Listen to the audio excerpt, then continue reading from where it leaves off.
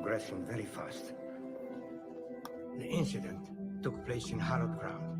San Sebastian Abbey. Pump up that volume, pump up that volume. Has given the sheriff problems before.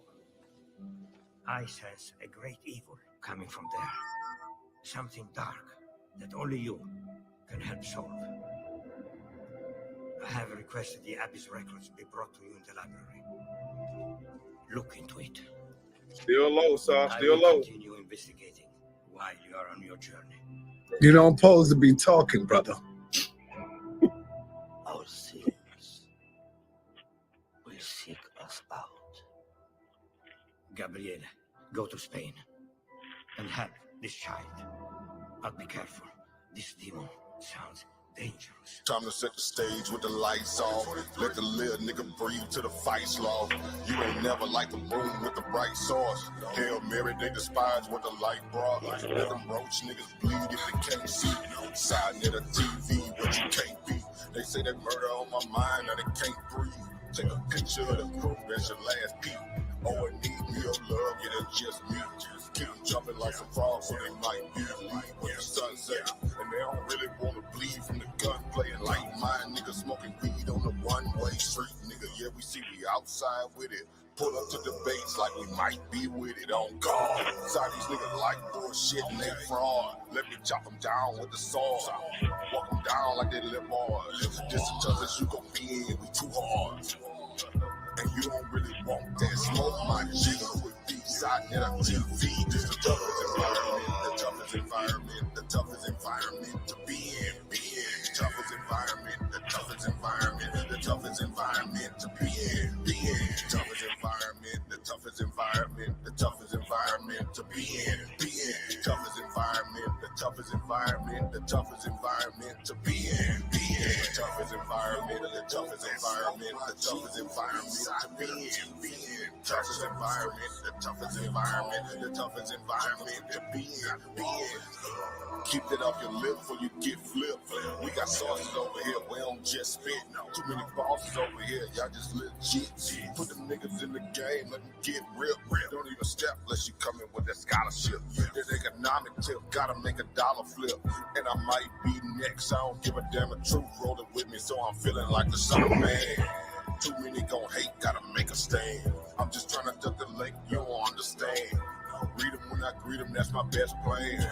Head first shit, I'm just saying. Nigga, meet me in LA, or you just playing. Too many be fake, what the base saying. So I tell them they don't want no smoke before they end up in the newspaper next day. Smoke is the toughest environment, the toughest environment, the toughest environment to be in. The toughest environment, the toughest environment, the toughest environment to be in. The toughest environment, the toughest environment, the toughest environment to be in. The toughest environment, the toughest environment, the toughest environment to be in. The toughest environment, the toughest environment, the toughest environment to be in. Toughest environment, the toughest environment, the toughest environment to be in. Toughest environment, the toughest environment, the toughest environment to be in.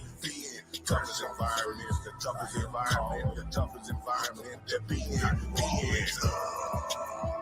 And this is it right here. The toughest you gon' ever be in. You wasn't conscious before us. Y'all niggas was asleep. We woke the sleeping giant. We did it. Saneter TV.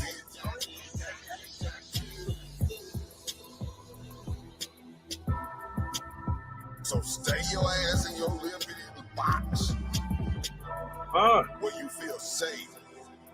Yeah. Cause there's motherfucking monsters over here. Real monsters.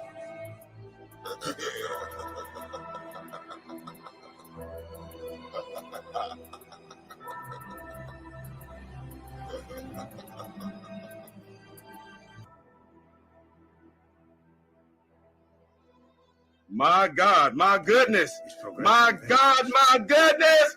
Brothers and sisters, brothers and sisters. My goodness, my goodness. And looking like the new sheriff in town.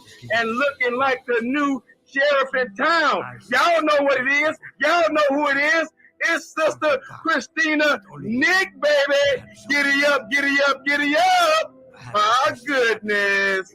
And brothers and sisters on the left-hand side of your screen, looking like a thief in the night, Is that Jesus? Is that Black Jesus coming back like a thief in the night, brothers and sisters? By the name of Brother Mr. And you better say Mr. if you're nasty, Mr.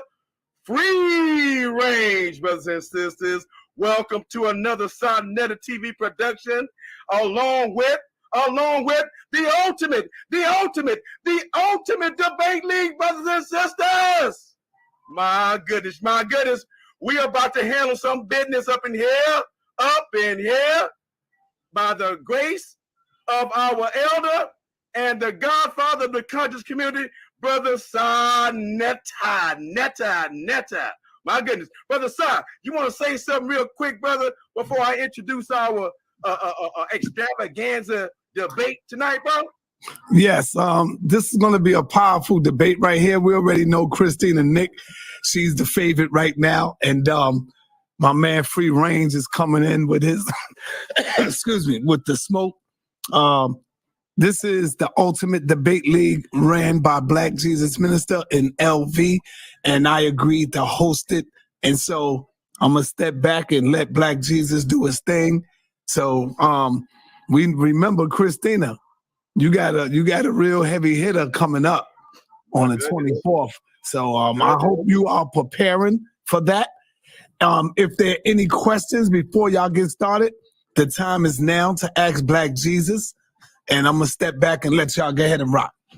All right. Well, son, that a little later on, when you get a chance, I want you to flash that flyer a little later on. You still got that flyer I sent to your email? Which one? The flyer of the debate between these two. You remember you told me to send to your email? Yes, I got it. Okay, good. Brothers and sisters, welcome, family. Welcome all over the world to the Ultimate Debate League, being broadcast live right here, live stream at saneter TV. Brothers and sisters, my goodness, tonight's debate title is, did God create man or did man create God? My goodness, I ain't never heard it like that, y'all. I ain't never heard it like that. Tonight's title, whatever side of the planet, damn it, you are on, brothers and sisters, it's going down. And these two debaters are going to answer the question from their perspective. Did God create man? Did y'all hear that? Did God create man? I wonder if that's Christina Nick's side of the argument. Or did man create God? And could that be the position of our resident atheist brother, Mr. Free Range? So let's hear from Mr. Free Range, and then we're going to switch on over to Christina Nick. So, Brother Free Range, will you introduce yourself to the people? Take 1 minute to introduce yourself to the people and reveal if I was correct on regards to your side of the argument, brother. Unmute your mic, brother, if you talk. Yes, sir. Hopefully you guys can hear me well. So yes, absolutely. I do take the position that man created God. All evidence that I'm of sin and supporting documentation, arguments I'm gonna make does support that. Seem to be pretty evident. You can find me on Clubhouse as well as other social media at Free Range or Free Open Range. And I do take the atheist position that God doesn't exist, but we're not talking about that today. We're talking about what the concept of God come from, or where did man come from. And of course, since I don't believe God exists, therefore, we definitely are going into how did God come about and how did man entertain this idea. All right, Brother Free Range, thank you very much. And to the lady of the hour, to the lady of the minute, Christina Nick is in it, and she's going to let us know in 1 minute what her position is, brothers and sisters, and introduce herself. Go right ahead, dear sister. Go right ahead. So my position is that man did not create God because he could not fathom, cannot do it. You know, you just can't pull that out. That God, in fact, created man, right? To even be able to even have these kind of concepts. So I Are you interested in starting your own faceless YouTube automation channel, but all people do is tell you to go to Fiverr and Upwork and hire people to make rain sound videos, motivation videos, and all this other useless crap that just doesn't work? And all you want is someone to level with you and show you exactly what you actually need to do to build a highly profitable faceless YouTube channel that runs on autopilot. If that's you, you're going to want to check this out. The most that I've ever made in a month was 30K. I want to say thank you very much. Literally. I came across Jordan's YouTube channel. I've been able to supplement my income very nicely for the last like 18 months or so. Luckily, I found Jordan. I've got 2 monetized channels already, and that's all following what Jordan teaches in his Buy 9 to 5 course. It's amazing.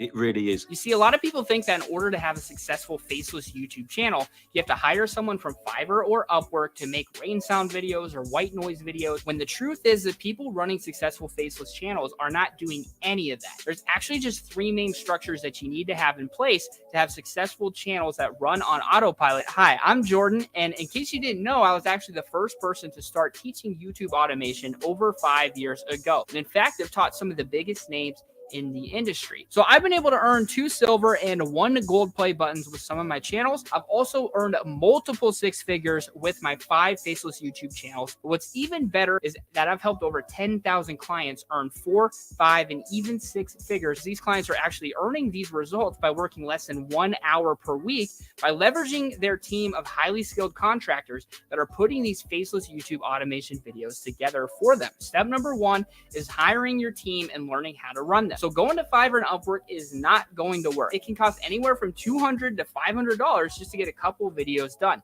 Did you know for that same price, you could hire a full-time team of overseas contractors? Step number 2 is getting your channel monetized. For most people, that takes over 2 years to do, and most people reach burnout before they ever get there. Sometimes it's not what you know, it's who you know. And I know how to get you there in 30 days or less. Step number 3 is choosing your niche. We use a method called HRN to do just that. Now, I'd love to go into much more detail with you and show you exactly how all of this works, but I can't do that here in this short video. But I have created a free training that you can have private access to right now. So all you have to do is click on that link down below this video to go to this page right here to where you can sign up to this free training and unpack all of this step by step. So if you want to have success and growth with your faceless channel, just like Devin, Michelson, or Joaquin, and so many others, and you want to skip all the hard stuff and all the trial and error and just get straight to the part where you make money with your channels, then this training is for you. So just click the link down below. You'll go to this page right here, and I will see you in just a second on the other side on that training.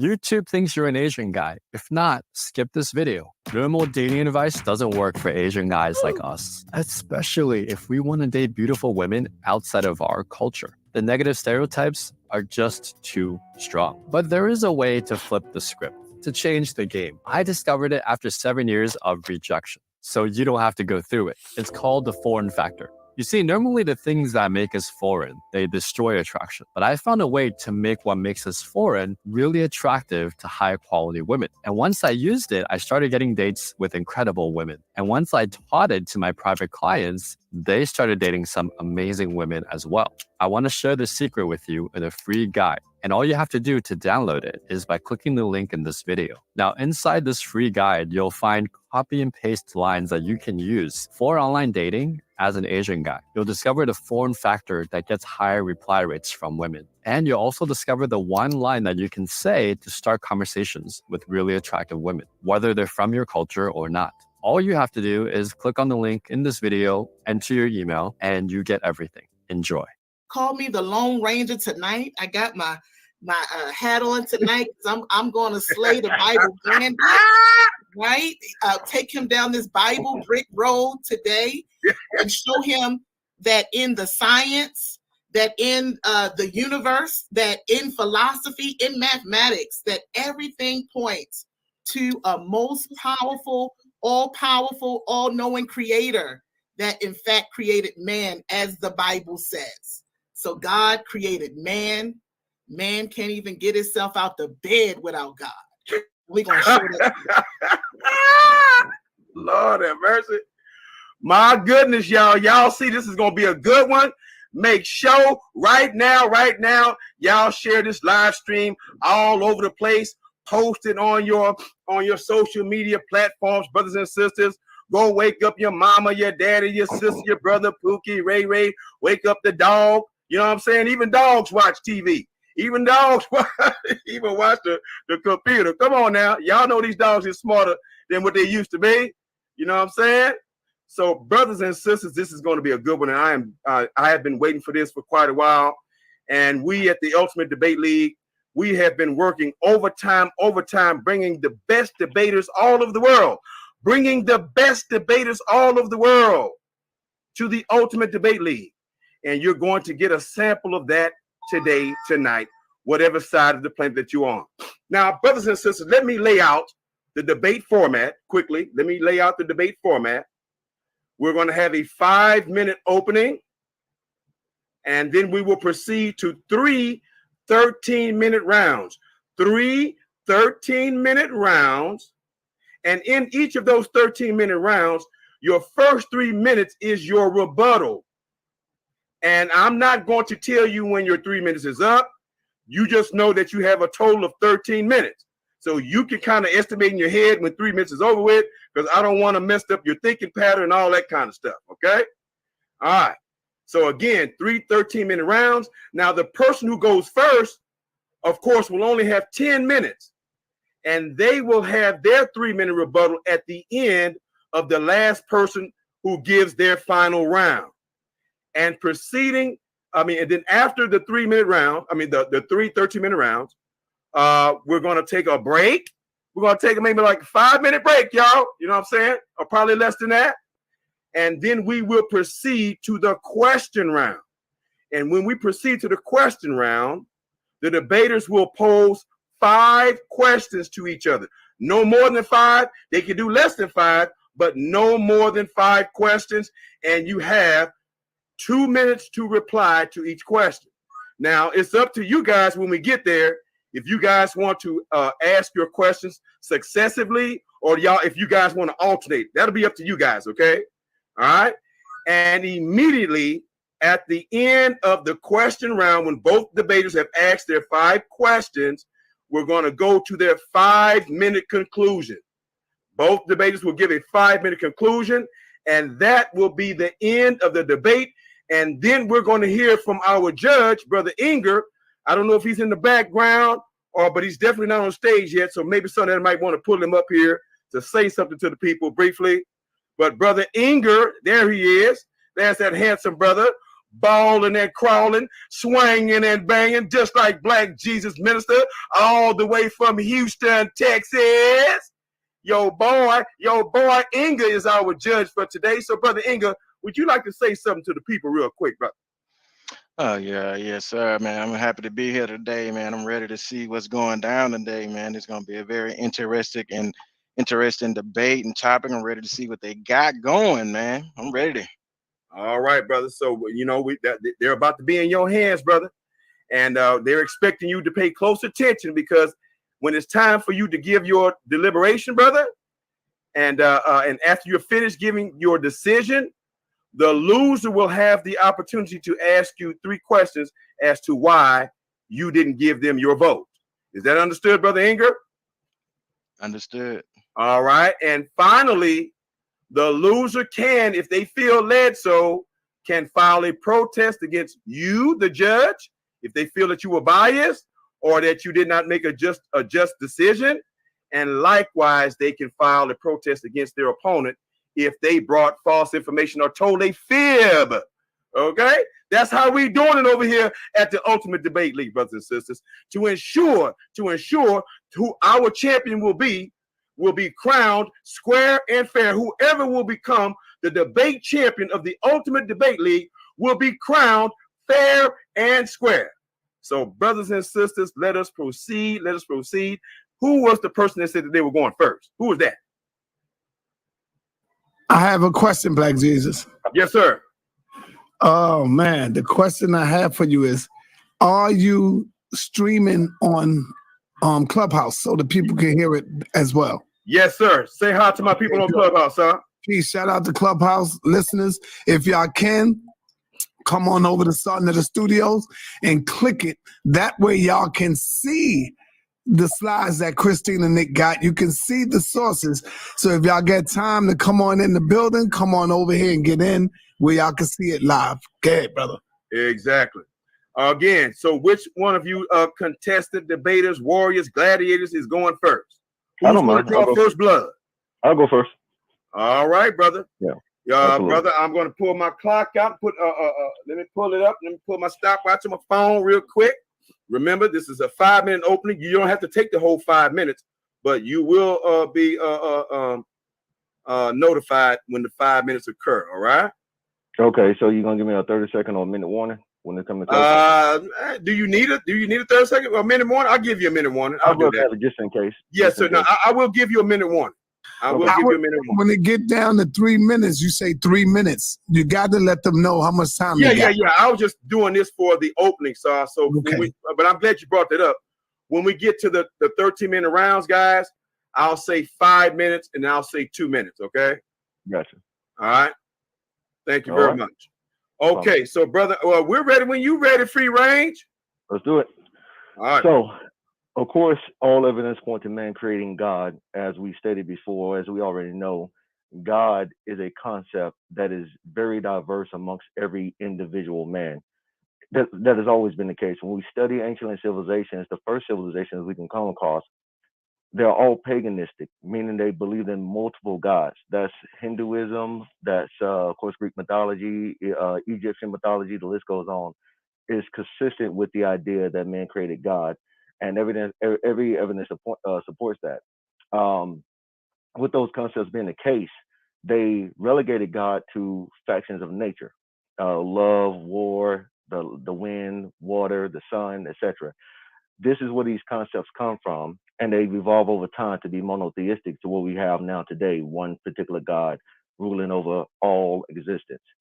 So the deeper we search into this, again, we find this common pattern. And even in the Bible, God talk about multiple gods, especially in Genesis, because during that time, theoretically, and evidence suggests this, is that even in the Bible itself, God, or the characters, the men who wrote the Bible, were competing for dominance of godship. Of course, when you look at Genesis, it talks about man creating God in their image and likeness.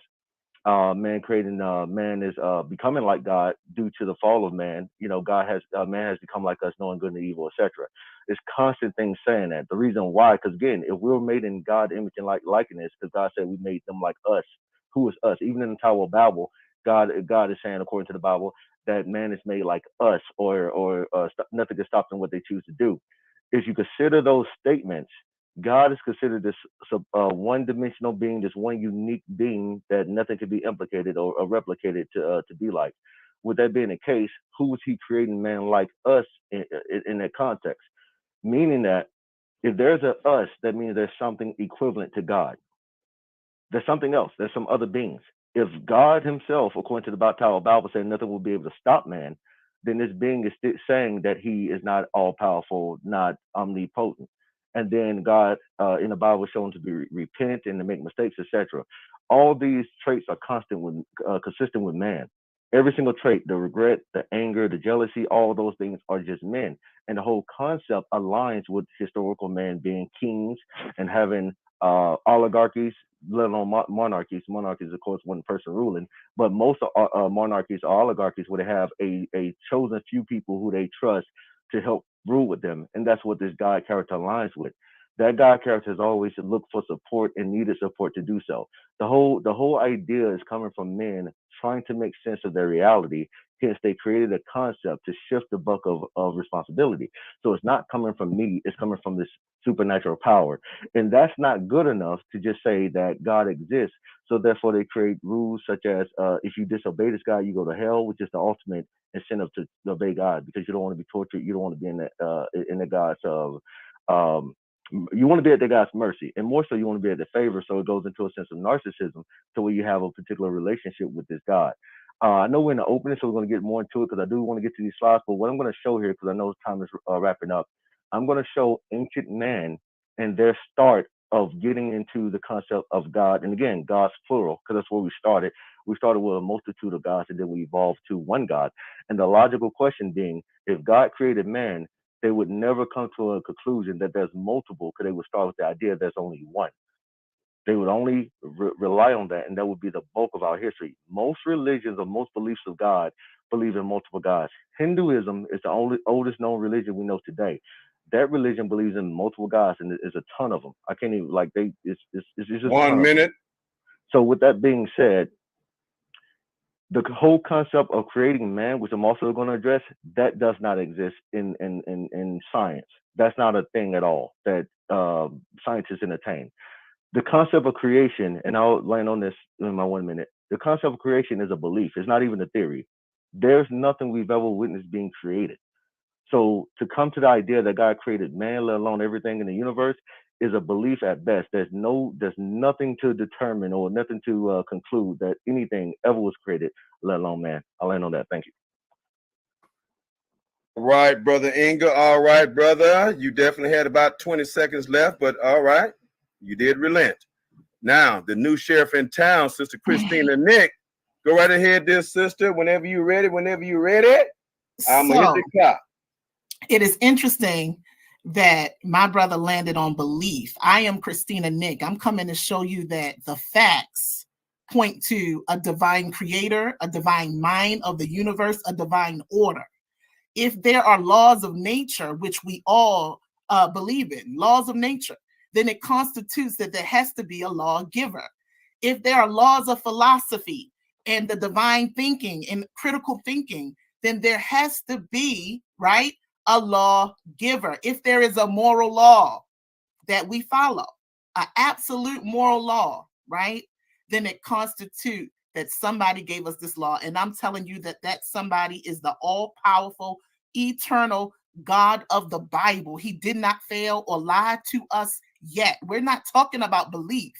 And only thing that we're talking about belief is the belief in this brother's own logic that's going to fail him today, as we see in his opening, that he's going off of his own logic, his own conclusion, the logic that was given to him by God himself. So those Hindus and all these people all over time have made what we would call idols. Let me show you on my screen real quick something. So let's see if we can share our screen. Let's see here. Share screen. Select this title. Hold on 1 second. Let me just pull it up real quick. All right. So if you see my screen, can y'all see my screen? Black Jesus? Saneter. Okay, Saneter's got to pull it up. There you go.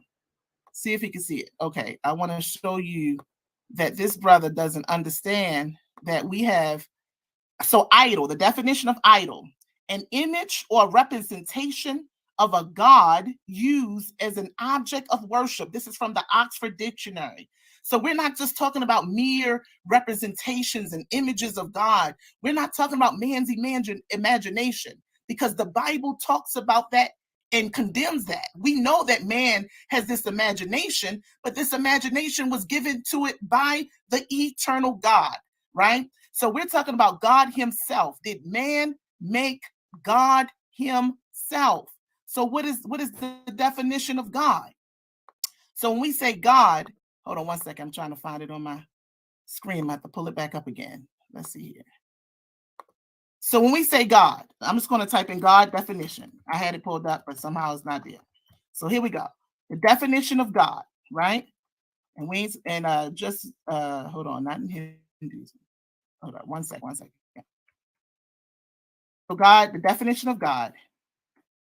Here we go. So the definition of God, we are talking about in the Oxford Dictionary, the creator and the ruler of the universe, the source of all moral authority, the supreme being.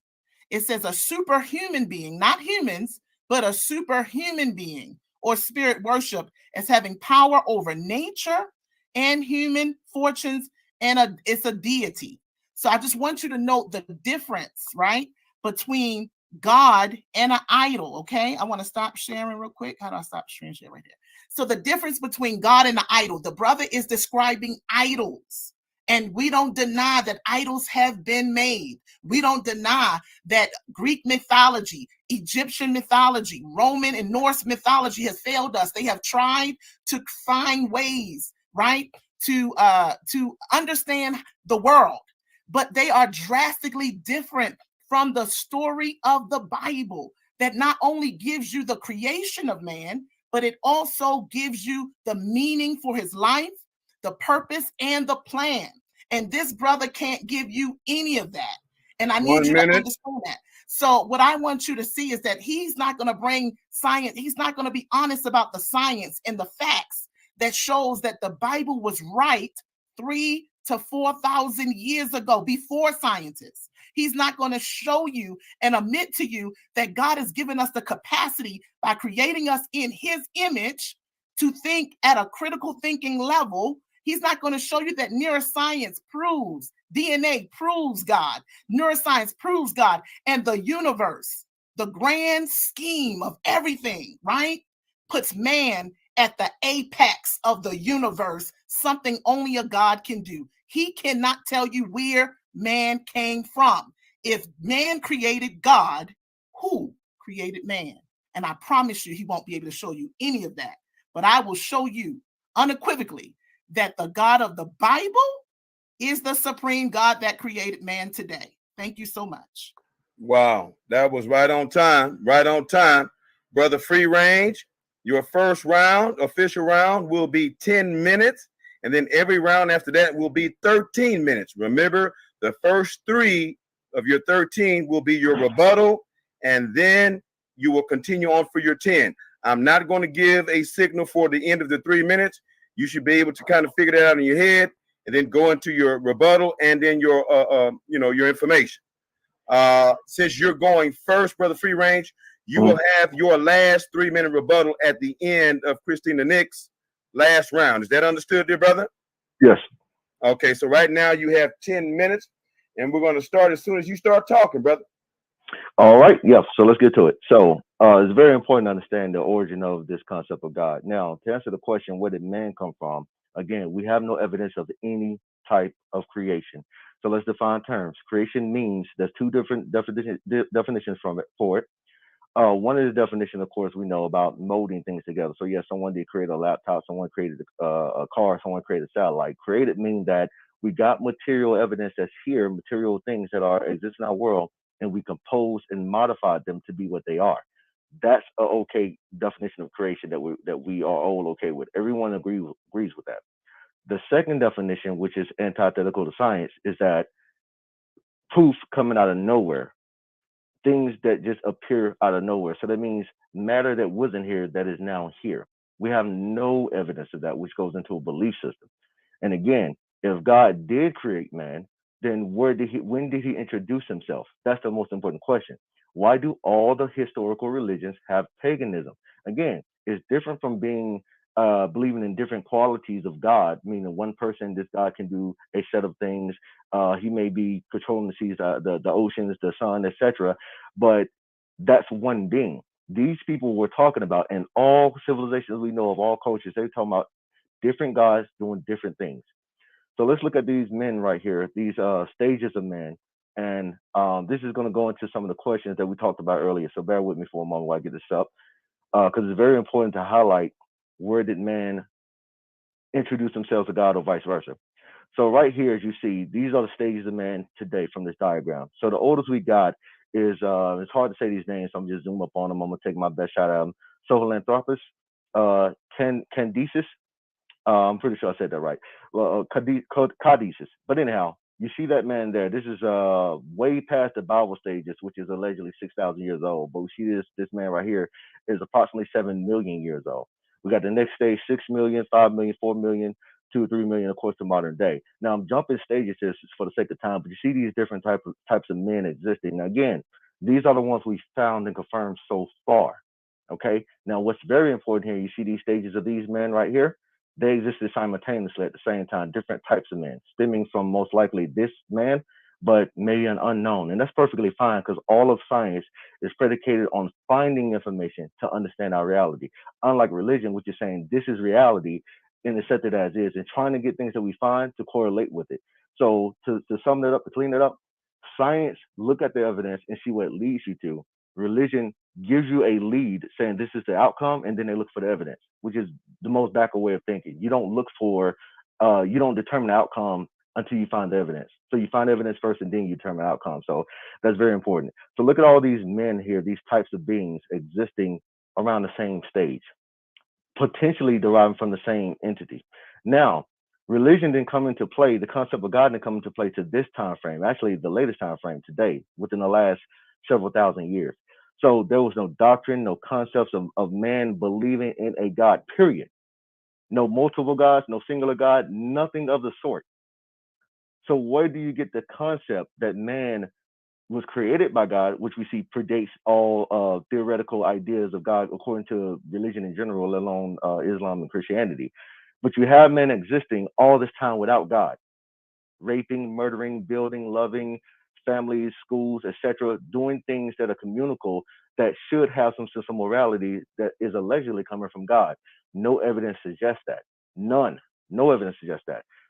All the evidence points to man creating God, which is coming from Homo sapiens, when we first start determining or trying to understand our reality. Let me go back here. Let me stop sharing this page.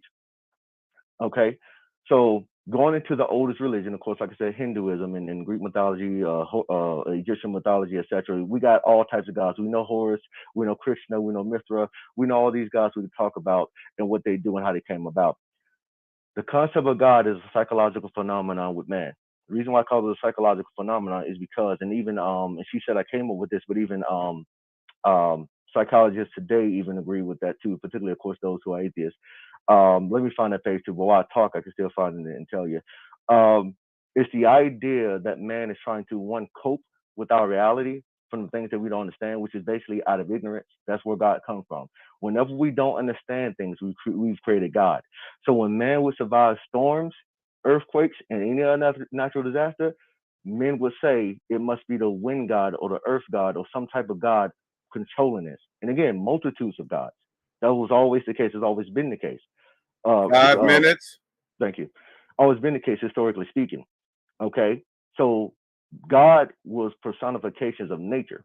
And then as men continue to evolve and start creating literature and poetry, they start putting stories to these gods. Again, we have a lot of fiction in most of our literature historically and current day. So when God was created, they of course spoke about God in these fashions, and then they propagate them to their children, and then they start creating stories. And then they start feeling like they have a personal relationship with these gods. That Zeus created man, and he trumped the Titans, and those guys had their own disputes, Hades and Hermes and all these other creatures. And they started doing things, pushing things around in their environment, affecting man. And of course, you got some good story, good literature, and that's actually the best benefit out of religion, that we get good literature, entertaining literature. And it's not hard to do because we do it all the time. We do it with Marvel comics. We do it with the Game of Thrones, that series, and so many others. The Hobbit, and the list goes on. It is good entertainment, but it's not reality. The difference is with current modern day religion versus old religion, those religions have died. All them most of the polytheistic religions have died. Hinduism is one of the still strongest ones still practiced today. But most of the religions have died. The reason being, the more we evolve with technology, the less effective God becomes, the less real God becomes. So, for example, when you study those ancient religions, God was once in the mountains. Of course, we know the famous Mount Olympus. There were several others, but let me go ahead and skip past that to get past my point. Because we could find, he's in depths of the ocean, Poseidon, etc. So there's tons of gods in different places, including with ancient Egypt. These gods existed in places where men didn't know. And then as we was able to travel and explore and go to these so-called unknown places, God moved to different places. So he's in the heavens, he's in the skies. Now we can go to the skies. We can build buildings that exceeds the clouds. We got airplanes, we got spaceships. We can go into the clouds. So now that God is deeper in outer space, he's somewhere in the heavens where we can't see. And now we can see a great deal of the heavens, especially in our immediate environment, because there's a certain portion of our universe or even galaxy that hasn't been seen. So now God is just a spirit. God keeps evolving based on man's knowledge. The more we know, the more we test, the more God changes. An inchangeable being that keeps changing. And then when you read the Bible, again, God is talking about gods in the Bible, talking about multiple beings. God is making a mistake. God repents to man. If you read Exodus 42:13. I gotta look that up. I'm gonna come back to that. But God repents to man and show his mistakes. God has ended the world several times according to the Bible with the Noah story, which goes down to incest, but we're not talking about incest today. But he created Adam and Eve, okay? He made a mistake with them because they betrayed him, and then he punished them forever. And then you got the Noah story where man was too evil, Sodom and Gomorrah and all that stuff that preceded that. He ends the world, and now he's still unsatisfied with man. So 2 minutes. Thank you. This God is imperfect. This God is full of flaws. This God is a made-up concept that people continue to build on, because Islam is just a better version of Christianity. They kind of correct some of the mistakes, but it's still flawed too. And as a religion evolves, and it's not really powerful today, because when you go to church today, they don't even talk about God like that. Church now today is a big business, and that's for the reason because they know a lot of pastors, and I spoke to a great deal of them, know some of them personally. They don't believe in the Bible like most people do, or even the religions they talk about. They know it's business now. So that's why you see the difference in church.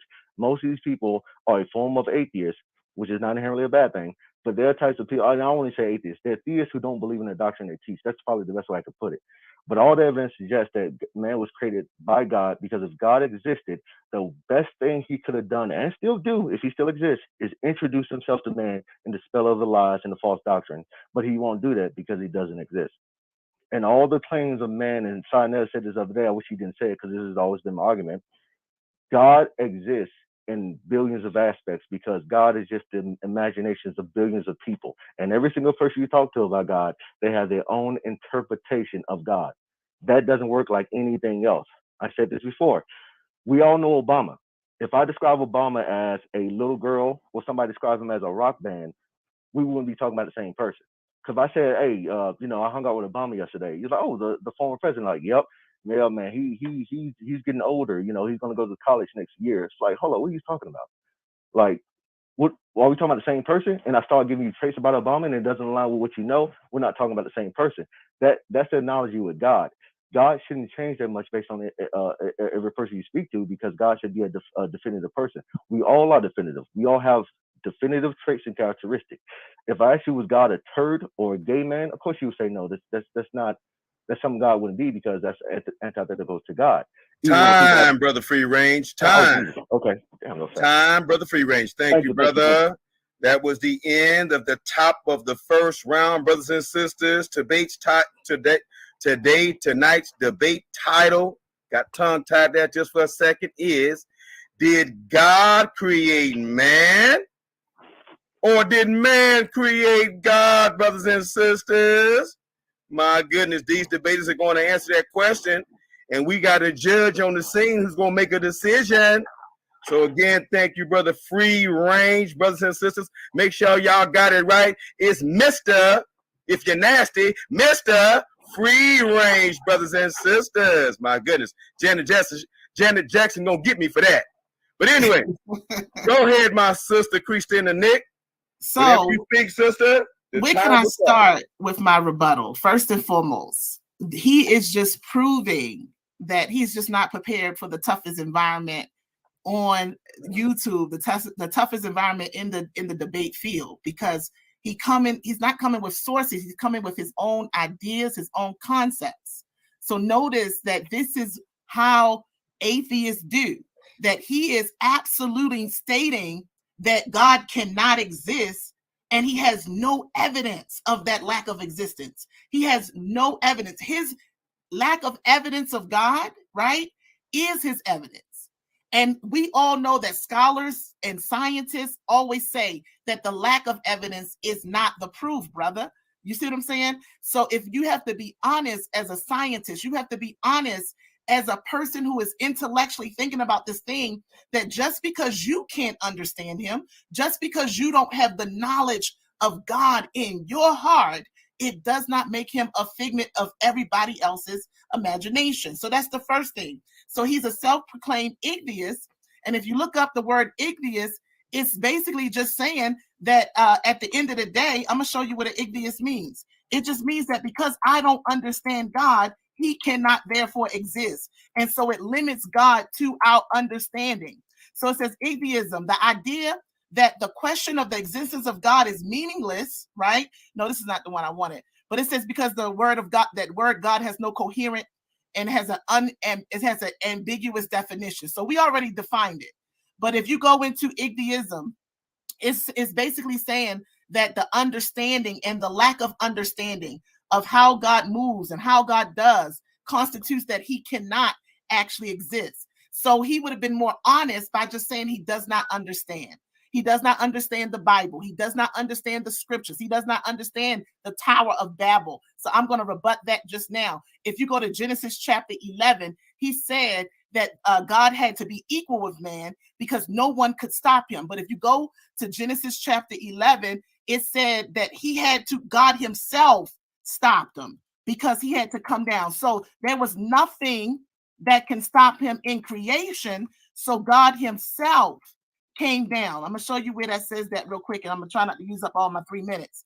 But that God stopped them. God himself came down. And it should be in Genesis 11:6. I'm going to pull it up real quick, and then I'm going to pull up my presentation right after that.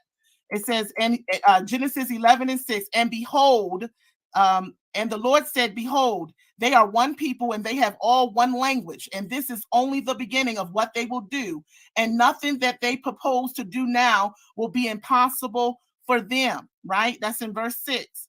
And then I'm not sharing the screen because I just want to get to it and then get to my presentation. So my screen is toggling right now. Hold on, let's see. All right. And so then if you go back to verse 7, it says, and so the Lord, it says, come, let us go down and there confuse their language so that they may not understand one another's speech. Is verse 7. So the Lord dispersed them from there over the face of all the earth, and they left off building the city. Okay. And so I just want you to know that the Lord himself stopped them because man, yes, although he was created as the apex of God's creation, God himself, which makes him more powerful than man. So it just shows the man that he does not understand the stories. He does not understand the science. I'm going to show you he don't understand the science. He's saying that nothing, he said, came from nothing, right? I mean, he said that it had to be some kind of material substance or some kind of event to happen, that things that were already here created other things. Well, I want you to see, hold on, let me get my screen up here now. I want you to see that that's in fact what science actually states. Science is actually proving that nothing, that science is saying, the Bible is not saying that that the material world didn't come from anything. We know where the material world came from in the Bible. Science, in fact, the Big Bang Theory is saying that all the complexity of the universe, right, is coming, right, from one point. So I want you to see this real quick, and let's see if I can share my screen. Let's share screen, and here we go. Let's see here, window, and I want to share the entire screen. Can we share all of it? Share. Is it coming up? I don't see your screen yet, Brother Saneter. Are you with us, sir? Can you share her screen, Brother Saneter? All right, there you go. All right, so I just want you to see here. Hold on 1 second. Let's see here. Saneter, her screen disappeared. It's not here no more? It was there a second ago. Brother Saneter, can you share her screen, brother? Bro, if it's not a screen there, I'm not sharing it. I'm right here. There's no screen up? No. We don't see your computer or phone or whatever you're using. But hold on. Let's see here. Let's see if we can do it again. Share screen. Window. And I have stopped your time. Let me know if we got it. So we got my screen up, right? Yes. Okay. So just want you guys to know that he was talking about something coming from nothing. So when we pull up the Big Bang Theory, right? First and foremost, just want you to know that the Big Bang Theory is saying that and I'm going to get into this later, so I'm not going to get into it right now. So let me just pull up my presentation. Can y'all see this? Can y'all see my presentation? Yes, ma'am. Yes, ma'am. All right. So my presentation here, we're going to show you that the Big Bang Theory actually supports that actually at one point in time, that all the diversity of the universe, that it all started at one point out of nothing, that everything just came out of nothing, right? And that's what science proves. So he's showing he does not understand the science. That's what I'm trying to tell you. That even in evolution, it talks about a primordial soup. And I can show you the resources here where it talks about the primordial soup, right? And it's talking about the fact that all the complexity, going back to my presentation, if we go down right here, all this complexity right here, look at this, all this complexity, not just in the universe. Can y'all see this right here? All the complexity right here. All these animals, let me see if I can get it bigger for you. Hold on. Let's go in. All the complexity of life forms. I'm trying to get it bigger for y'all. Yeah, let's go back now. So all the complexity of life came from a common origin, and it's a primordial soup that cannot be recreated. Okay, so that's my rebuttal to him. And then even for people over time with Greek mythology, Egyptian mythology, yes, he's right that they formed idols, right, to try to understand God, to try to understand creation. They formed these idols. I'm trying to get my screen to go back down. Let's see if we can get it back down. Let's get it back to 100%. So yes, they indeed created idols, but think about the difference, the differences of Greek mythology over Egyptian mythology. Greek mythology says that that it was the gods arguing and fighting, and they were human-like. Actually, they made the gods in the form of human. That's what the definition of idol is. And so in the definition of idol, let me see if we get the slideshow right here. In the definition of idol, right, we see that it's an image that you create for God. So in Greek mythology, in Egyptian mythology, and all these mythologies over the time, which failed compared to the Bible, right, that they're creating images or idols after man. But in the Bible, we have an understanding of God and a different kind of God. I just want you to know that it's different. So he only proved in idolatry. Greeks believe that the gods were fighting and creating chaos. Egyptians believe that there was a world created out of a chaotic world, and that they have to do rites and rituals to maintain the balance of the earth. And in the Bible, it teaches that in the beginning, God created the heavens and the earth, that God set up order first, okay? That God set up order first and complexity first. And then he didn't put man into a chaotic world. He created man in his own image to rule a world he already ordered. So Genesis 1:27. So God created man in his own image. In the image of God, he created him. Male and female, he created them. So what is the image of God? It is separate from animals. It's separate from the apes. Notice that the brother showed you that these different species of humans, they were all still human. God didn't talk about species in Genesis 1 and 2. He talks about kind. You'll see that word kind in Genesis chapter 1. You'll see it also in Genesis chapter 6 in the Noah story, that he did each of its own kind, its own family, not the species, but this is equivalent to the family. Okay, so he showed that all these men coexisted in the same stage. That was a cut to his point. So it says, the Lord God formed a man from the dust of the earth, from the ground, and he breathed into him the breath of life. Okay, so it's showing, hold on one second. I want to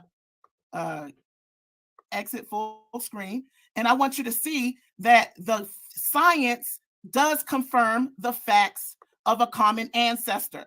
Okay, so 99.9% of the human genome, okay?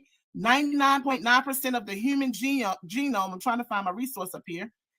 It shows that it came from a common ancestor, okay?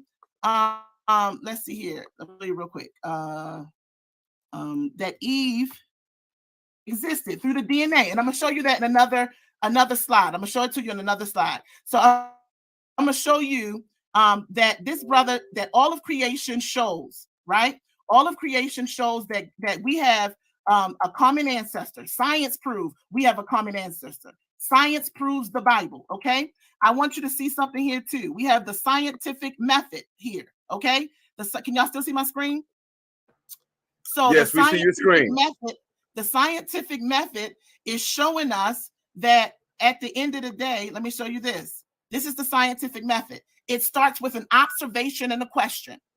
Then you go through the methods and you perform, you create a hypothesis, you experiment it, you analyze the data, you report the conclusions, and it's peer reviewed.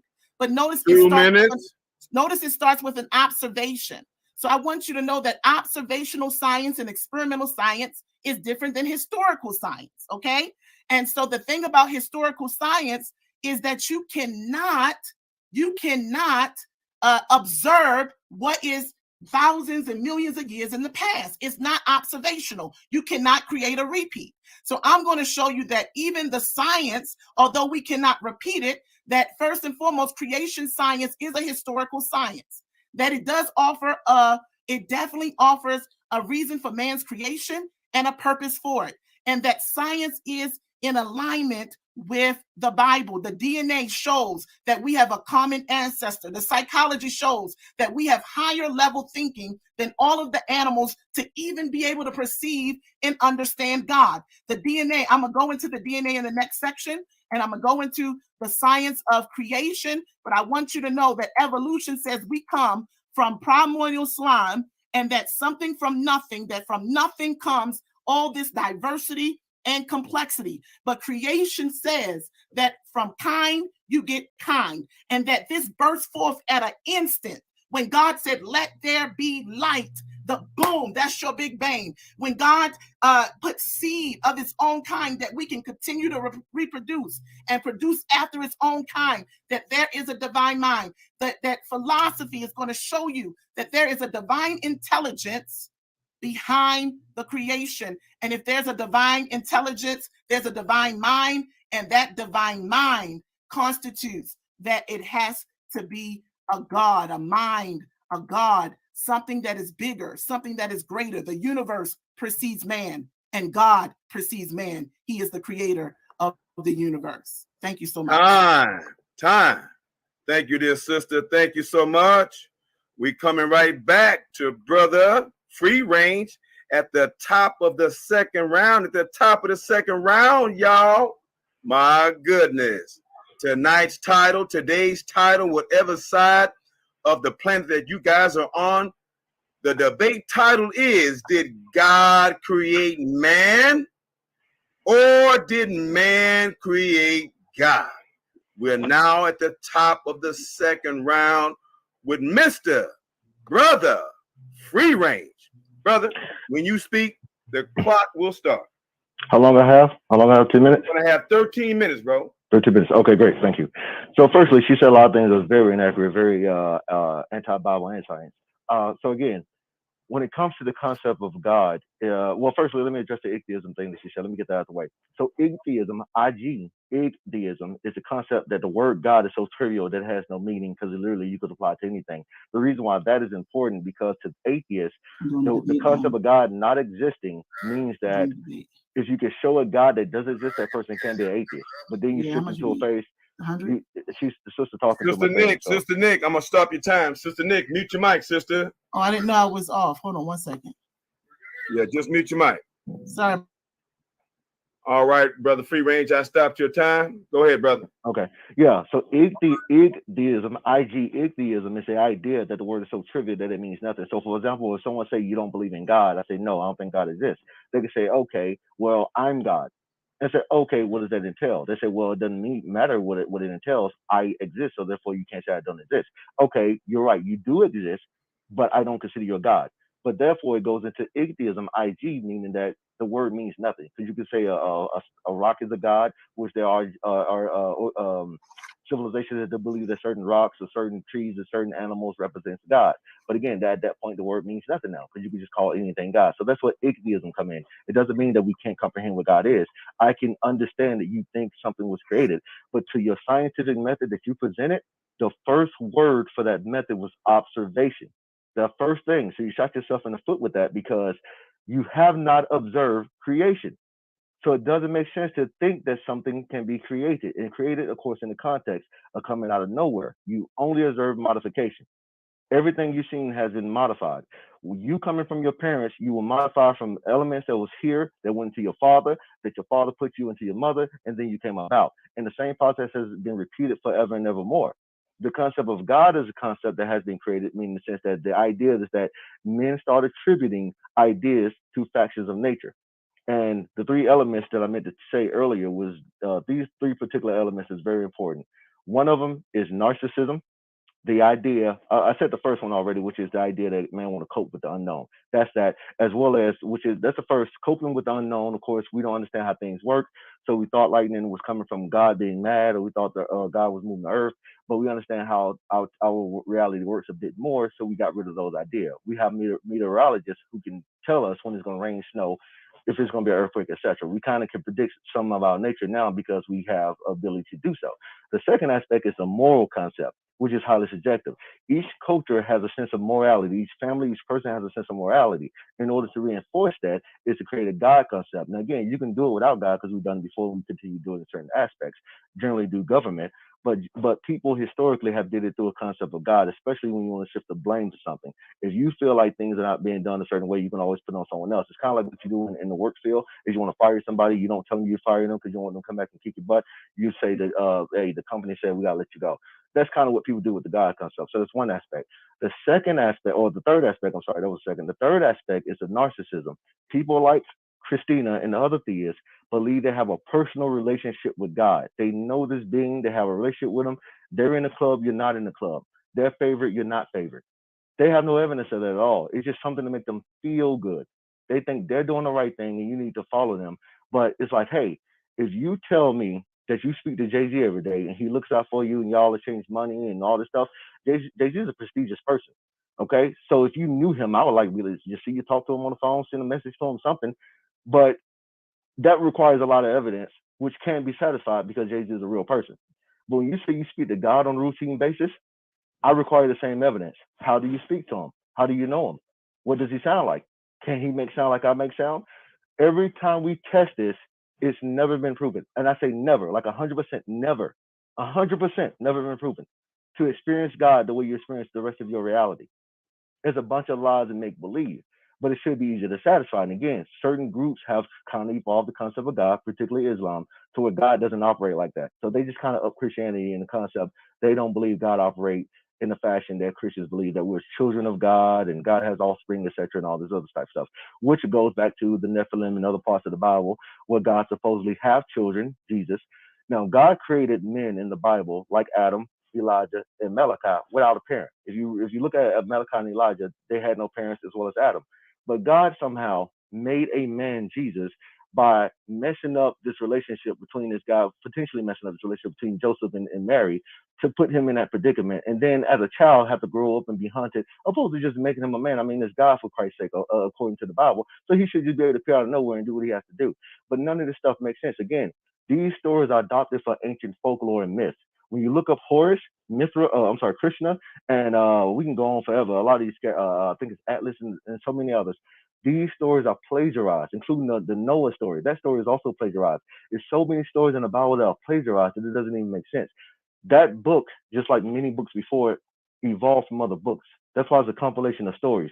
Fighting giants, living inside a giant snake, talking trees. These are stories that predated the Bible, that the Bible adopted. Okay, Jesus' name you can't even say J in the Greek language because it doesn't exist. Let alone they didn't have capital letters and lowercase letters. All of these concepts are created and they are borrowed from other ideas. That is a fact. Everything points to that. She got so much wrong. Scientists doesn't talk about creation from things coming in. Where the Big Bang Theory is when the myths are represented and misunderstood concepts in modern in current culture. I'll just say in current culture. In the scientific community, only thing they're saying with the so-called Big Bang Theory is that our universe expanded from a central point. They're not saying it was created. They're not saying someone made it happen. It expanded from a central point. That's it. That's all they're saying. The question is, what came before that? We don't know. And that's perfectly fine because, again, we're looking for information. That's another thing that goes back into the concept of God. We're not satisfied with ignorance. God's supposed to represent the known. We think that something know everything, and we have to have attachment to it. Everything had to come from somewhere, and we have to know that thing, and that thing must know us. And since we came from that thing, it must like us and favor us because we exist. There are so many types of human beings and men and tribes and people who have gone extinct, including animals. Our existence is just a mere part of reality. It's not. There's really no significance except the significance we give it. Watch, as an atheist, I cherish every bit of my life. I don't go around making up concepts and try to make these illogical things or unknown things make sense until I can verify they exist in the first place. That's the most honorable thing to do. To not entertain hypotheticals and fictions, but to entertain the reality. So when it comes to man, we can establish morality without a God, as we do, because there's cultures now that don't have a God. Buddhism, Taoism, there's tons of religions right now have no concept of a God. They do believe in spirituals and enlightenment, and they can establish governments and cultures that are peaceful without it. And Buddhism is known for its peaceful culture without the concept of God. It is a reward system of understanding, doing the right thing, not being filled by greed, hatred, and your desires will lead you to peace. And that tends to be a good concept. The golden rule that's in the Bible predates the Bible. Treat others like you want to be treated. That comes before the Bible. That comes before modern religion, because these are ancient concepts that men practice, especially as they became more civilized. She said several things I do want to address. I think I pretty much addressed it all, but the bottom line is, when you look at the concept of man, this is very important because she said this. She said man come from a common ancestor. Again, that's anti-science. Let me try to share really quickly. I don't know how much time I got, but men have different blood types. We have different different blood types, different of course the phenotypes. We were very extremely different. The pygmy people who are extremely small versus the people who are extremely tall. There's a Nigerian tribe. I can't think of the tribe off the top of my head, but they're known to be the tallest tribe in the world. They average like 6'5". They're tall as hell. You're telling me those people are related? 5 minutes. Thank you, sir. You're telling me those people are related? The evidence doesn't suggest that. We're very different, especially the blood types. If we all came from Adam and Eve, our phenotypes wouldn't be so different, let alone our blood type. Okay? But irregardless of that, if you look at the scale I put out earlier, I'll try to go to it really quick. The scale I put out earlier that shows that man came from ancestors that were very different at the same time period. Someone was taller, someone was shorter, someone had wider heads and different bone structures, etc.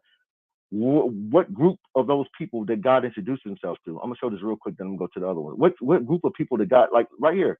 And this is what I have to ask Christina, which you could consider the question. Which one of these people God introduced himself to, and why are they so different, and why did not keep the so-called covenant he gave them? He gave them a book, which is the worst form of evidence you can give somebody. I'm an atheist. I can write my own version of the Bible or Quran. I can make my own religion, and I can profit off of it well because I know the Bible really well, like a lot of atheists. But I don't, because I don't believe it's a solid book, let alone a good book. But in this diagram, what group of people did God introduce himself to? And why didn't they keep his covenant or his word? And why he hasn't reintroduced himself? You see, we don't believe in the same like we did before and now, even during that time. The spread of religion was not done by people acknowledging God exists. It was done by war. It was done by conquering. It was done by force. If it's so, you don't have to force people to drink food. You don't have to force people to understand they need sunlight. You don't have to force people to think they need to be a little peaceful. To some degree you do, but overall you don't. You don't have to force those things, but you have to force people to believe in God. You have to. All the innate things that we need to exist don't involve God at all. But if it did, don't you think the logical thing God could have did, because he's supposed to be supreme being, super intelligent, couldn't he create something besides the obvious of introducing himself and walking with us, because we're supposed to be children. He should stay with us like a father and guide us throughout the way, like a father, and not punish us forever for his negligence. But if he did exist and he didn't want to deal with us like a negligent father, could he leave something more substantial than the Bible? We haven't been able to change outer space. It would have been nice to look at the stars and see the Bible or some type of guidance in the stars. That would be something. I'm just idea, something more than a book that has been changed. There's hundreds of different versions of the Bible. There's 7 different Muslim denominations.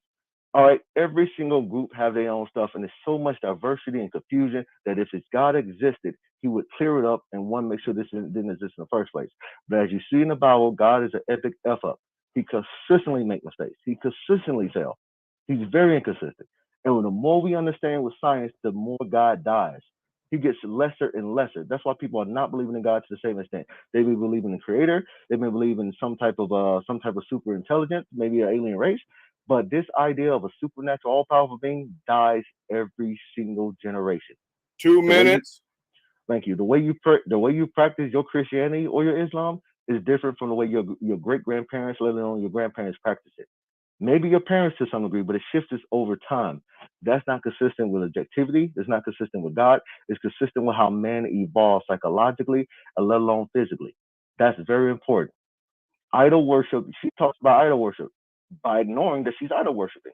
The cross is a form of idol worship. The Bible is a form of idol worship. Your imagination is a form of idol worship. You are idol worshiper. You just think you're different from the other idols worship. My idolism is better. That's essentially what religion boils down to. Your idolism is better than other people's idolism. That's what you think.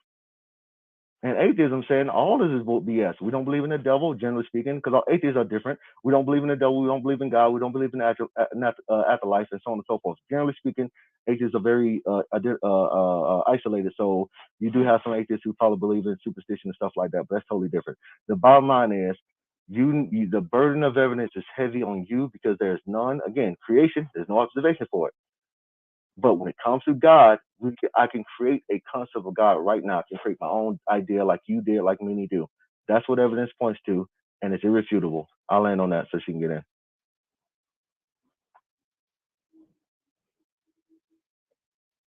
All right, brother, free range. All right, dear brothers and sisters, that concluded the top of the second round. We're now at the bottom of the second round with tonight's debate title, Did God create man or did man create God? Sister Nick, Super Nick, Sister Nick is up, brothers and sisters. As soon as you talk, sister, I'm going to hit that clock. I'm ready. So notice that my brother he on his soapbox. I mean, he preaching real good. It's just that I need to see the evidence. I need to see the proof of what he's saying. He's making many false premises and he has nothing to back it up. Now his rhetoric is good for the house of consciousness. We done heard this rhetoric day after day, right? We understand the rhetoric, but it's still rhetoric until you have the proof. See, the difference is I have the proof. I have the proof of the Bible. I have the proof of science, and I'm going to show you. So first and foremost, I want you to see here that the 99%, that's not my stat. I don't got to lie about that. This is the national. Hold on. I'm sorry. Let me share my screen. I'm getting ahead of myself. So we can go to the National Human Genome, right? And it's going to tell you what I told you. Are you trying to show your screen now? I'm sharing it right now. Okay, it just popped up. There we go. So look right here. First of all, this is about blood groups. So this showed that he's talking about it's a diversity in blood groups. 4 main blood groups is not diversity at all, brother. 4 main blood groups for 7 billion people in the world, close to 7 billion people in the world.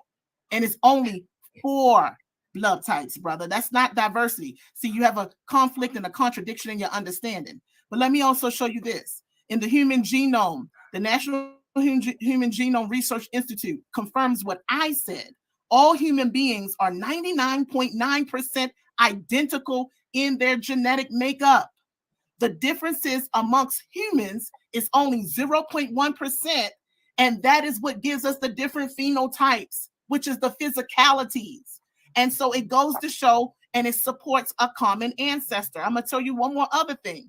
And so studies, even scientists have said that they believe in a genetic Adam and Eve. Now, the Adam and Eve is not literal, it's figurative, but they do believe that through the Y chromosome that is passed down from a man to a man, only a man can make another man. Let's be clear. And so there's a Y chromosome that can be traced back to the first man that ever passed it down. That supports the biblical account, brother. And this is science saying this. Then they talk about a mitochondrial Eve. Y'all see that here? Study, redate the Y chromosome of Adam and the mitochondrial Eve. You'll see all kinds of journals and that supports a common ancestor. In 1987, popular geneticists first demonstrated the existence of such a mitochondrial Eve. that mitochondrial DNA is passed on from mother to daughter and mother to son. So we have in the DNA where we can go back and trace our common ancestor, which proves the Bible right. So let's get back to what the Bible says, because the Bible says a common ancestor. Not only a common ancestor, it showed you that they spread out and they dispersed in the Tower of Babel. Science does prove that dispersal, and it says here that if you see that that people disperse from Africa to many parts of the world, and then even evolution in that in the isolation of dispersing, that then we get speciation, where we get, and the Bible is not against speciation. Speciation is actually against evolution, because speciation saying that in isolation that these genes started to isolate and started to perform similar traits. Okay, but it does not stop the fact that 99.9% is still identical. You see that? So I just want you to know that that's all in the science, okay? And I can prove and back that up. So now let's get back to the presentation so I can show you something. So I want you to see that science, that even scientists say that you can look into creation and you can see the manifest power of God through his creation. And who said it first? The Bible. It says, for the invisible things of him from the creation of the world are clearly seen, being understood by the things that are made. So we can look at the things that are made to see God's invisible traits. Does invisible mean it does not exist? No, the air is invisible, yet it exists. We still are breathing this oxygen, right? Even though we cannot see it. So seeing it and observing it does not make it, it does not necessitate existence. There are things that we cannot see that we know exist, being understood by the things that are made, even his eternal power and Godhead, so that they are without excuse. So this brother and the atheists of the world, they have that God complex. They are without excuse, because God has shown us that all these things that are created, all this diversity, right? That 1 trillion species, 1.2 million species have been discovered. And it says it's about 1 trillion more that has yet to be discovered. And it says, because what may be known of God is manifest in them, for God has shown it to them.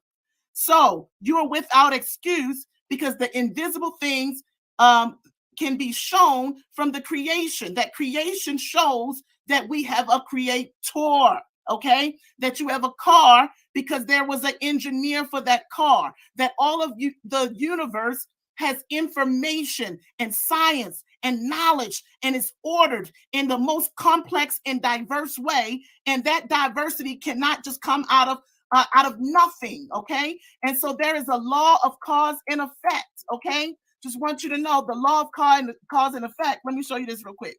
The law of cause and effect, it says that everything has a cause, right?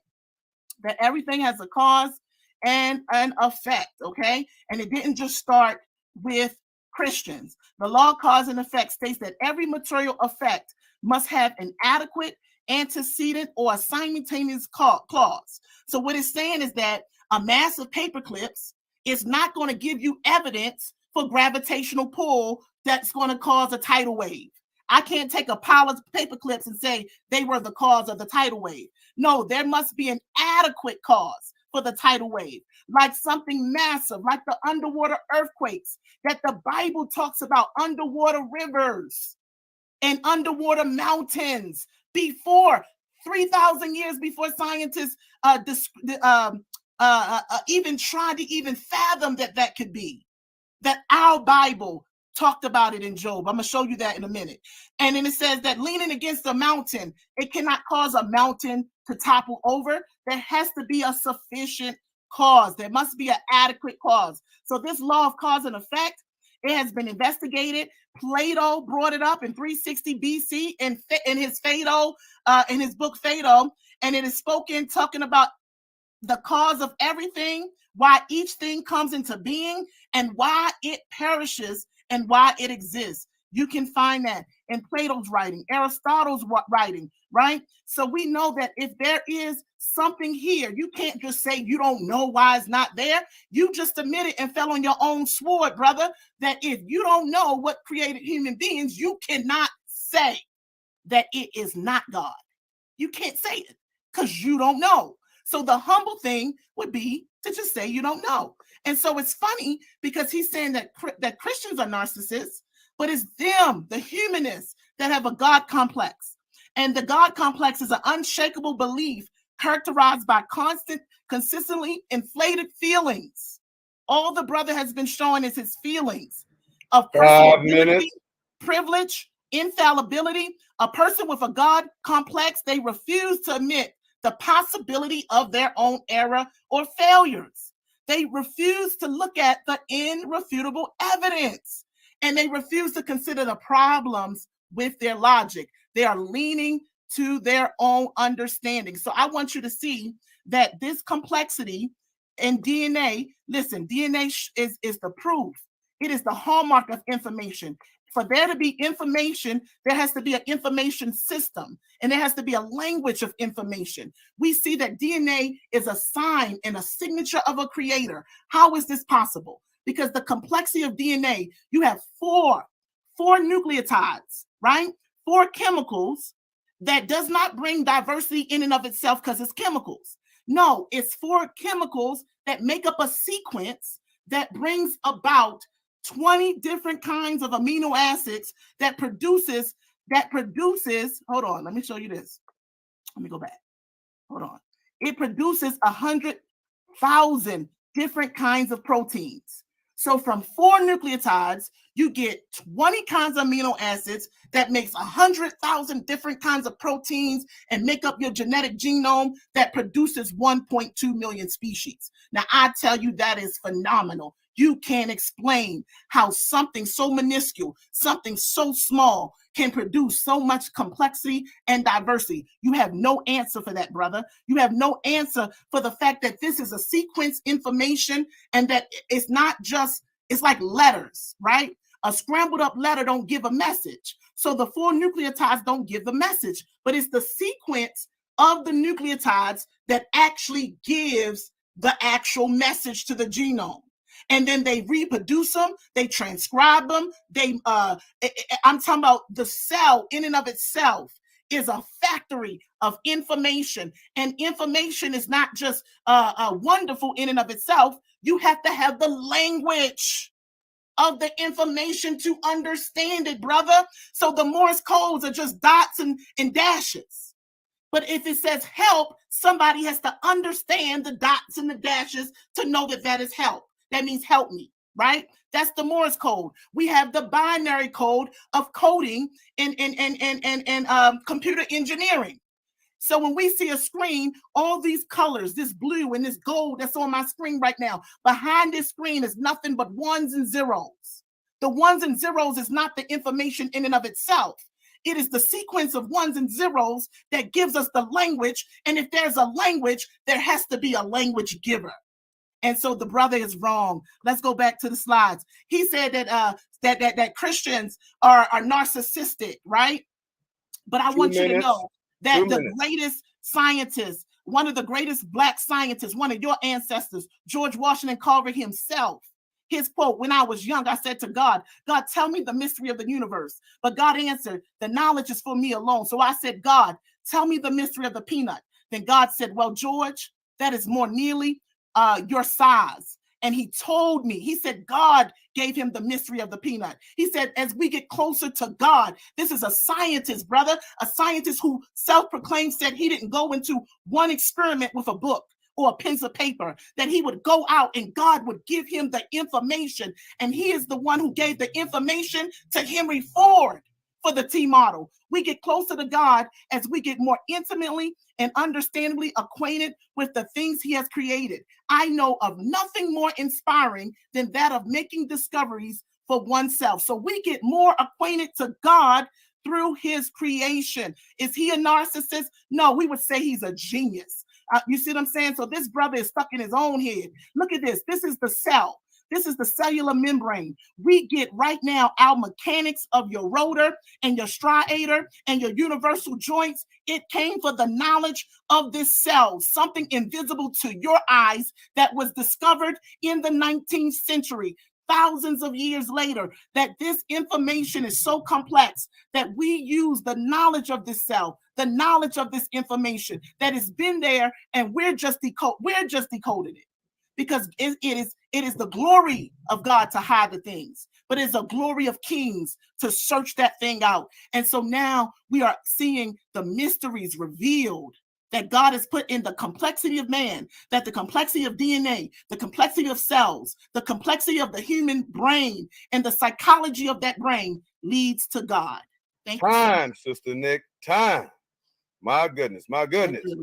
Brother Free Range, brother Free Range. This is the danger time, brother. This is the danger time, brother. This is the third and final round, brother, to unleash your information, brother. You understand what I'm saying? Absolutely. All right, my brother, you got 13 minutes, and whenever you're ready, brother, I'm going to start the clock, bro. All right.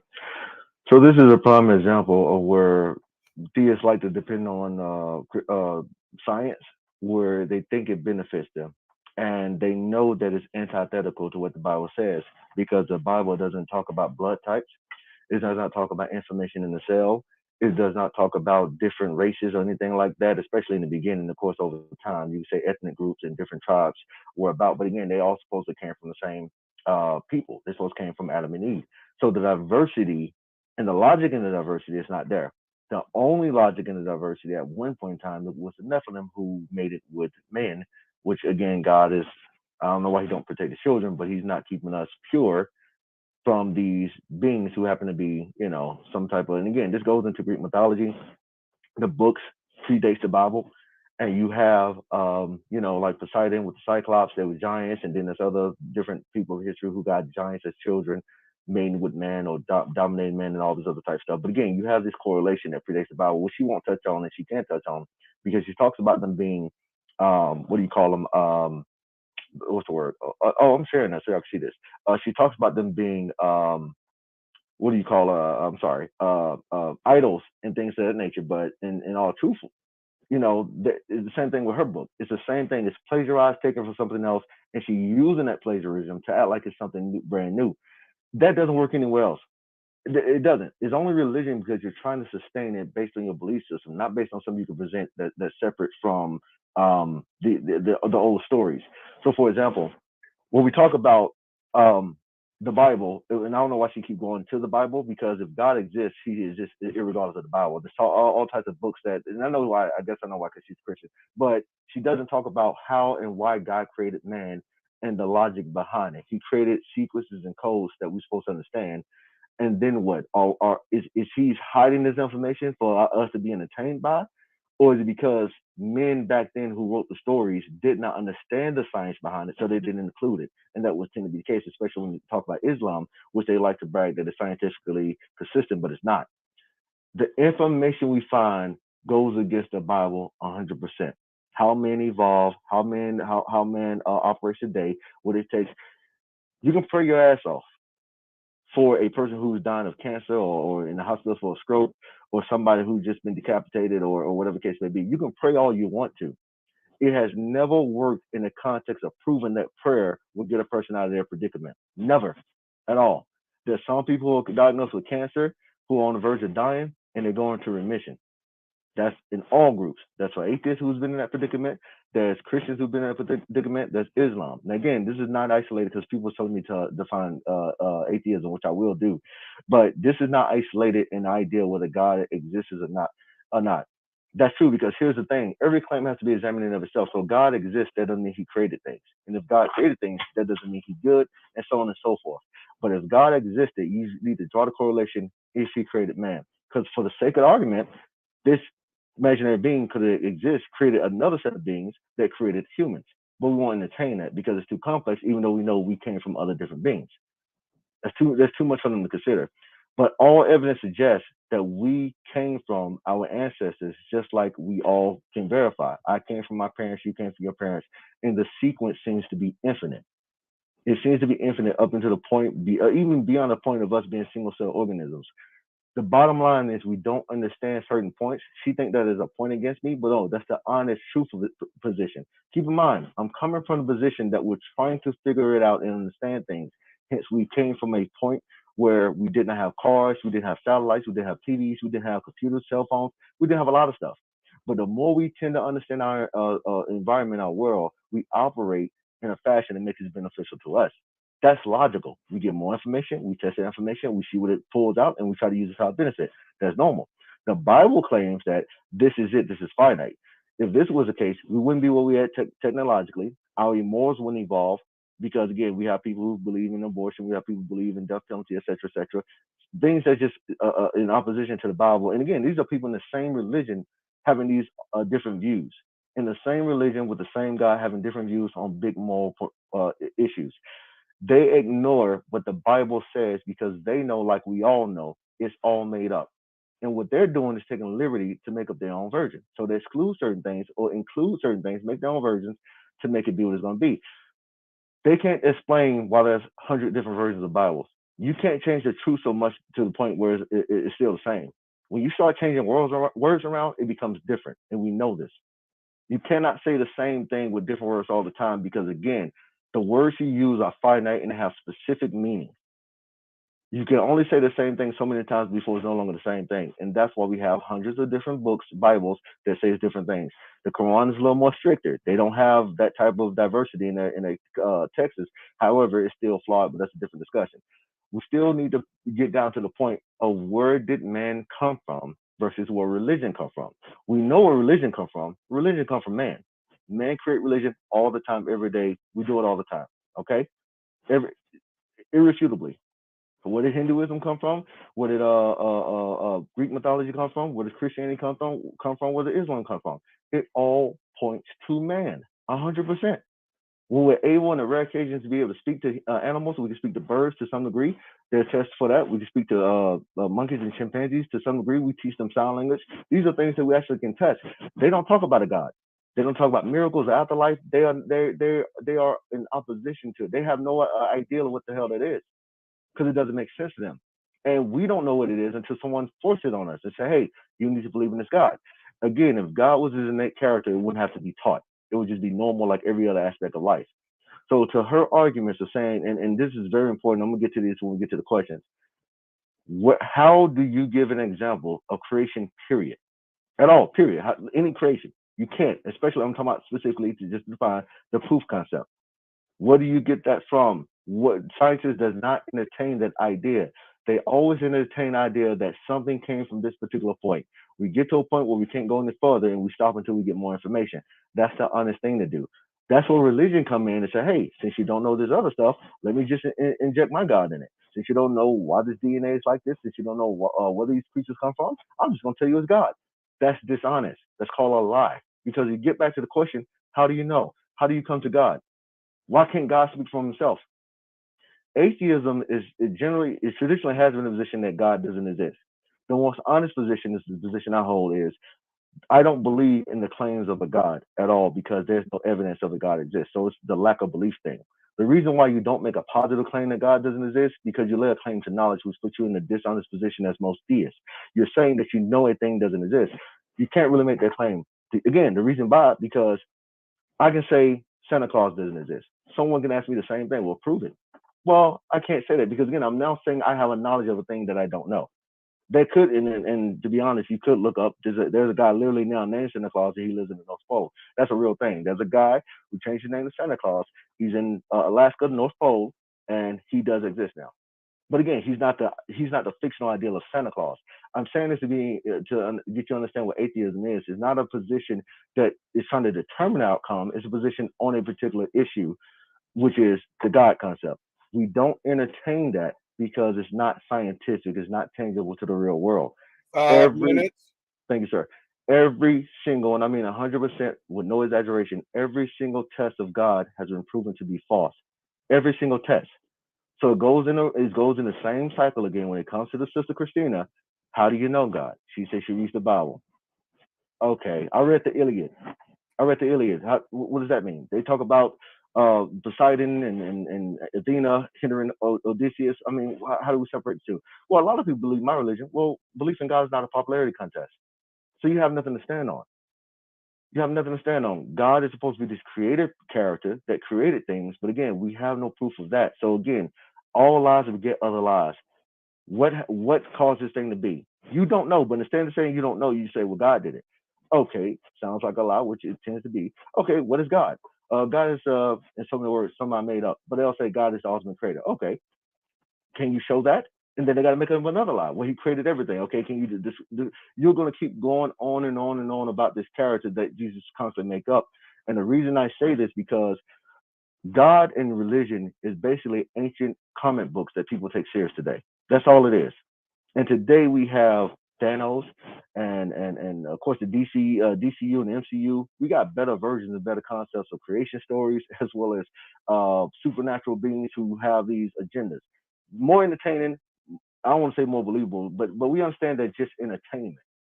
The Bible should be taken the same way as well as Quran, but we don't because people have been indoctrinated through force to accept these things. It is a dying tradition, it is a dying doctrine. It will eventually expire, but the sad part about it is going to evolve into something else. The reason why most people believe in God, because the concept of God and religion offers prosperity. It offers the idea that you will be taken care of, that someone knows the answers to the mysteries of life, and the only thing you need to do is believe and you'll be rewarded in the end. But then the Bible shows you that God has so much interaction with modern man that why did the interaction stop? Well, let's say it didn't stop. God still showed himself. Yeah, to false prophets, because every person we know now who claims to be a prophet tends to be in it for the money. Every single person who tends to be the most profitable person to be a so-called prophet is in for the money. Again, man-made religion, and they'll keep getting suckers because people want to believe.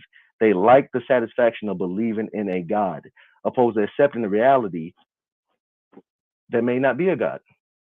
And what you do with that, you live your best life, you do the best thing to make this one life that you might have to be the best it could be. Because again, I don't know if there's another realm after this, and I don't really care for that. I can only deal with now.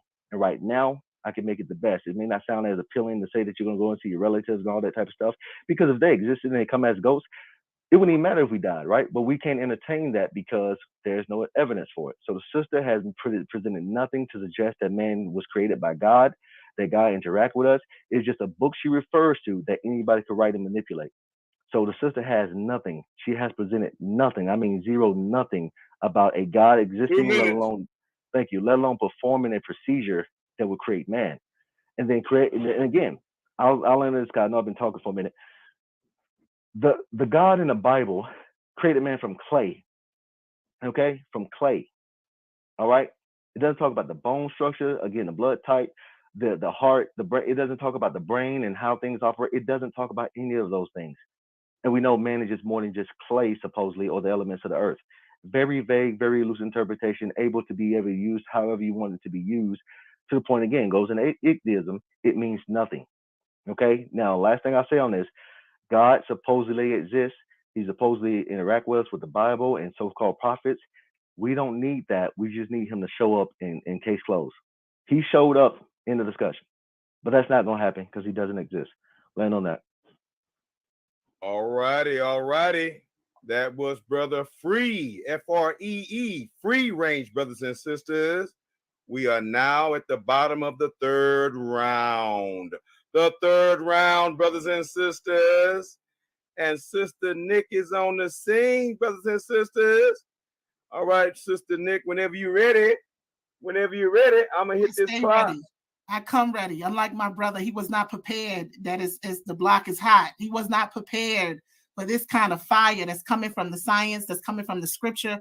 The brother is being repetitive in his thinking. He's showing you the idolatry and the infertility of his own mind. And the Bible says, brother, lean not to your own understanding, because that's all you are doing. The science said that what you said is a lie.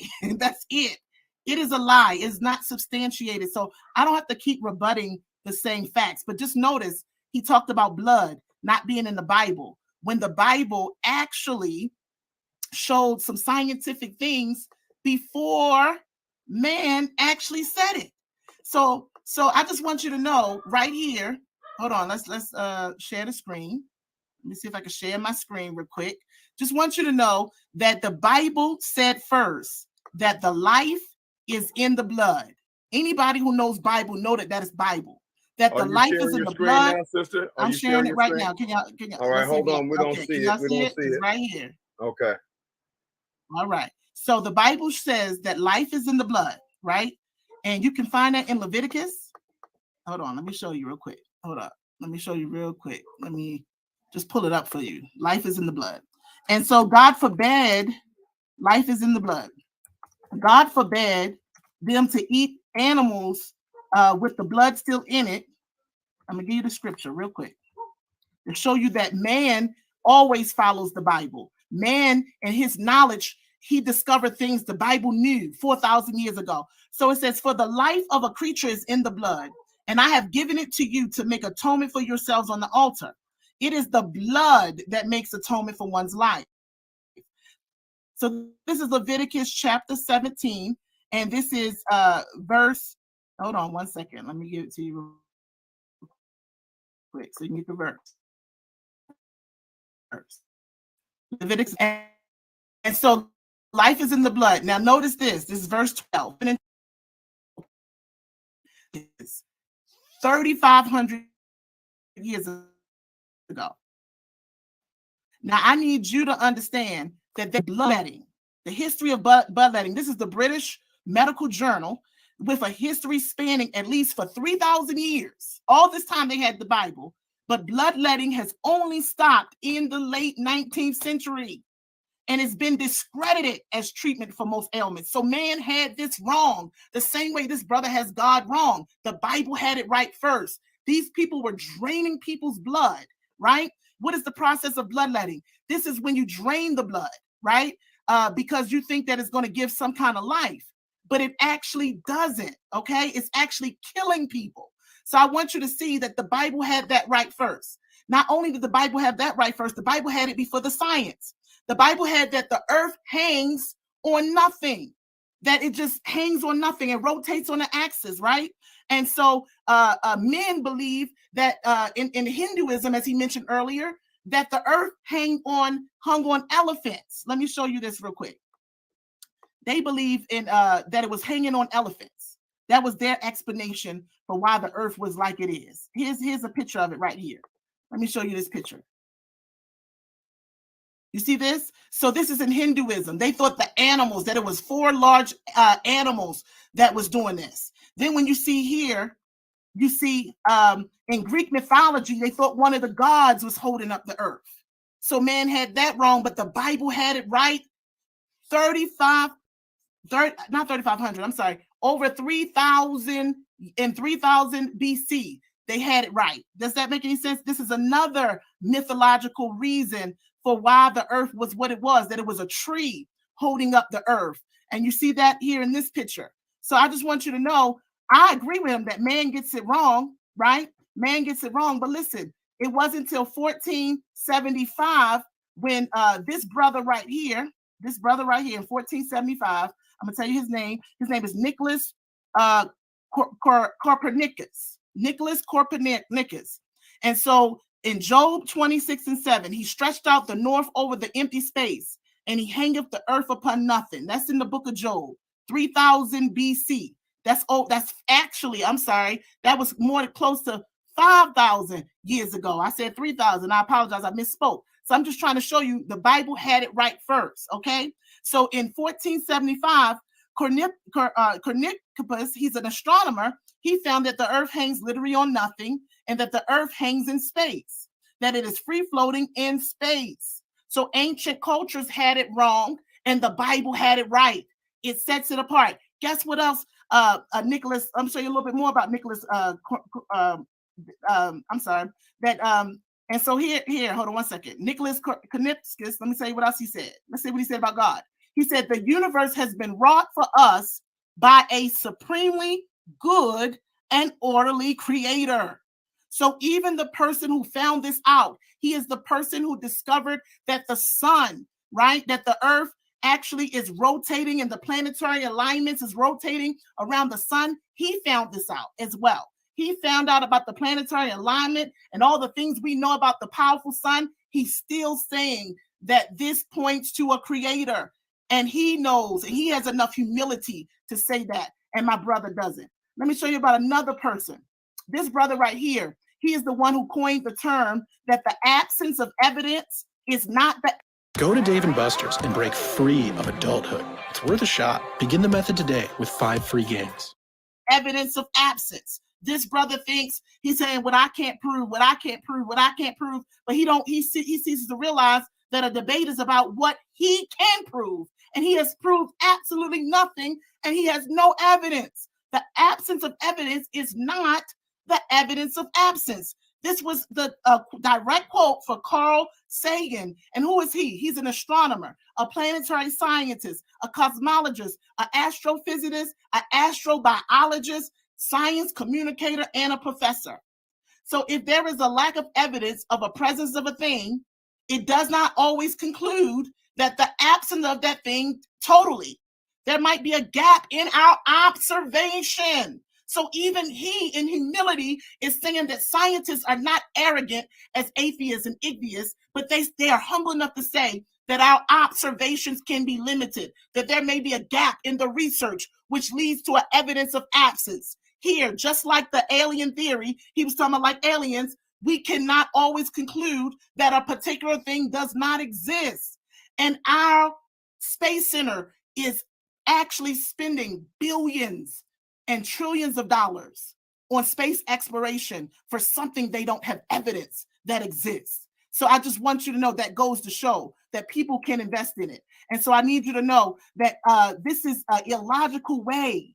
An illogical way. He did not deal with George Washington Carver with another quote who says, I love to think of nature as an unlimited broadcasting station through which God speaks to us every hour if we will only tune in. So if you would only tune in, he said, why don't God communicate? Why don't God just tell us? Well, he did, brother, for the ones that tune in, for the ones that actually listen. He said, if you seek me, you shall find me. Other things the Bible proves. Have you journeyed to the springs of the sea? So in Job 38:16, it talks about water flowing in the ocean. Back then, they thought the water flows straight from the sky and from the rivers and from rainfall. That's what ancient man believed, right? They believed in the God of the rain. But the Bible told you first, you heard it from the Bible first, that the springs in the oceans, they were discovered in 1970. In the 70s, we discovered by scientific information 4,000 to 5,000 years later that the Bible was right, that there are currents and rivers in the actual ocean, that springs come up from the ocean floor, right? In 2 Samuel 22:16, and John 5 minutes. It says the ocean floor contains deep valleys and mountains. Pop science back then and man back then, they assumed the ocean floor was flat. And science today is telling you that the ocean floor has live volcanoes under the ocean, that there are springs and hot valleys, and that mountains actually can arise from the ocean floor and never be seen by the naked eye, right? We heard it first in Leviticus 15:11 about washing your hands because of disease, that you would need to wash it in running water. We talked about quarantining in Leviticus 13:45-6. And you know, in COVID-19, that's all they can tell us to do is go in the house and quarantine. Well, the Bible said it first. Deuteronomy 23:12-13. The Bible said it's an understanding that there's a need for quarantine and cleanliness and washing of the hands, that Pasteur and the ones who, I can show it to you in an article in just a minute, that it was not till the 19th century that they didn't even understand that doctors had to scrub in, and that they debated it for 50 more years. And so the mortality rate of the women people were not living past childbirth, because the same doctors that dealt with the mortuariums and dealt with the dead bodies would come and deliver the babies and did not understand they had to scrub in. And that was in the 19th century, y'all, just 150 years ago. They didn't know you had to wash your hands, but the Bible said it first. You see that?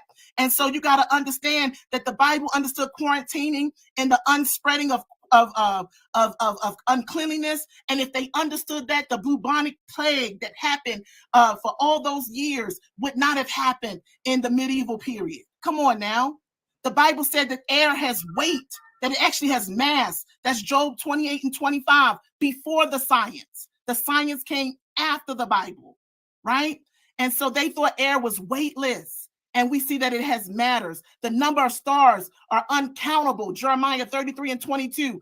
In Genesis, he said, look up at the stars if you can count them, right? He said, that's as many as children you would have.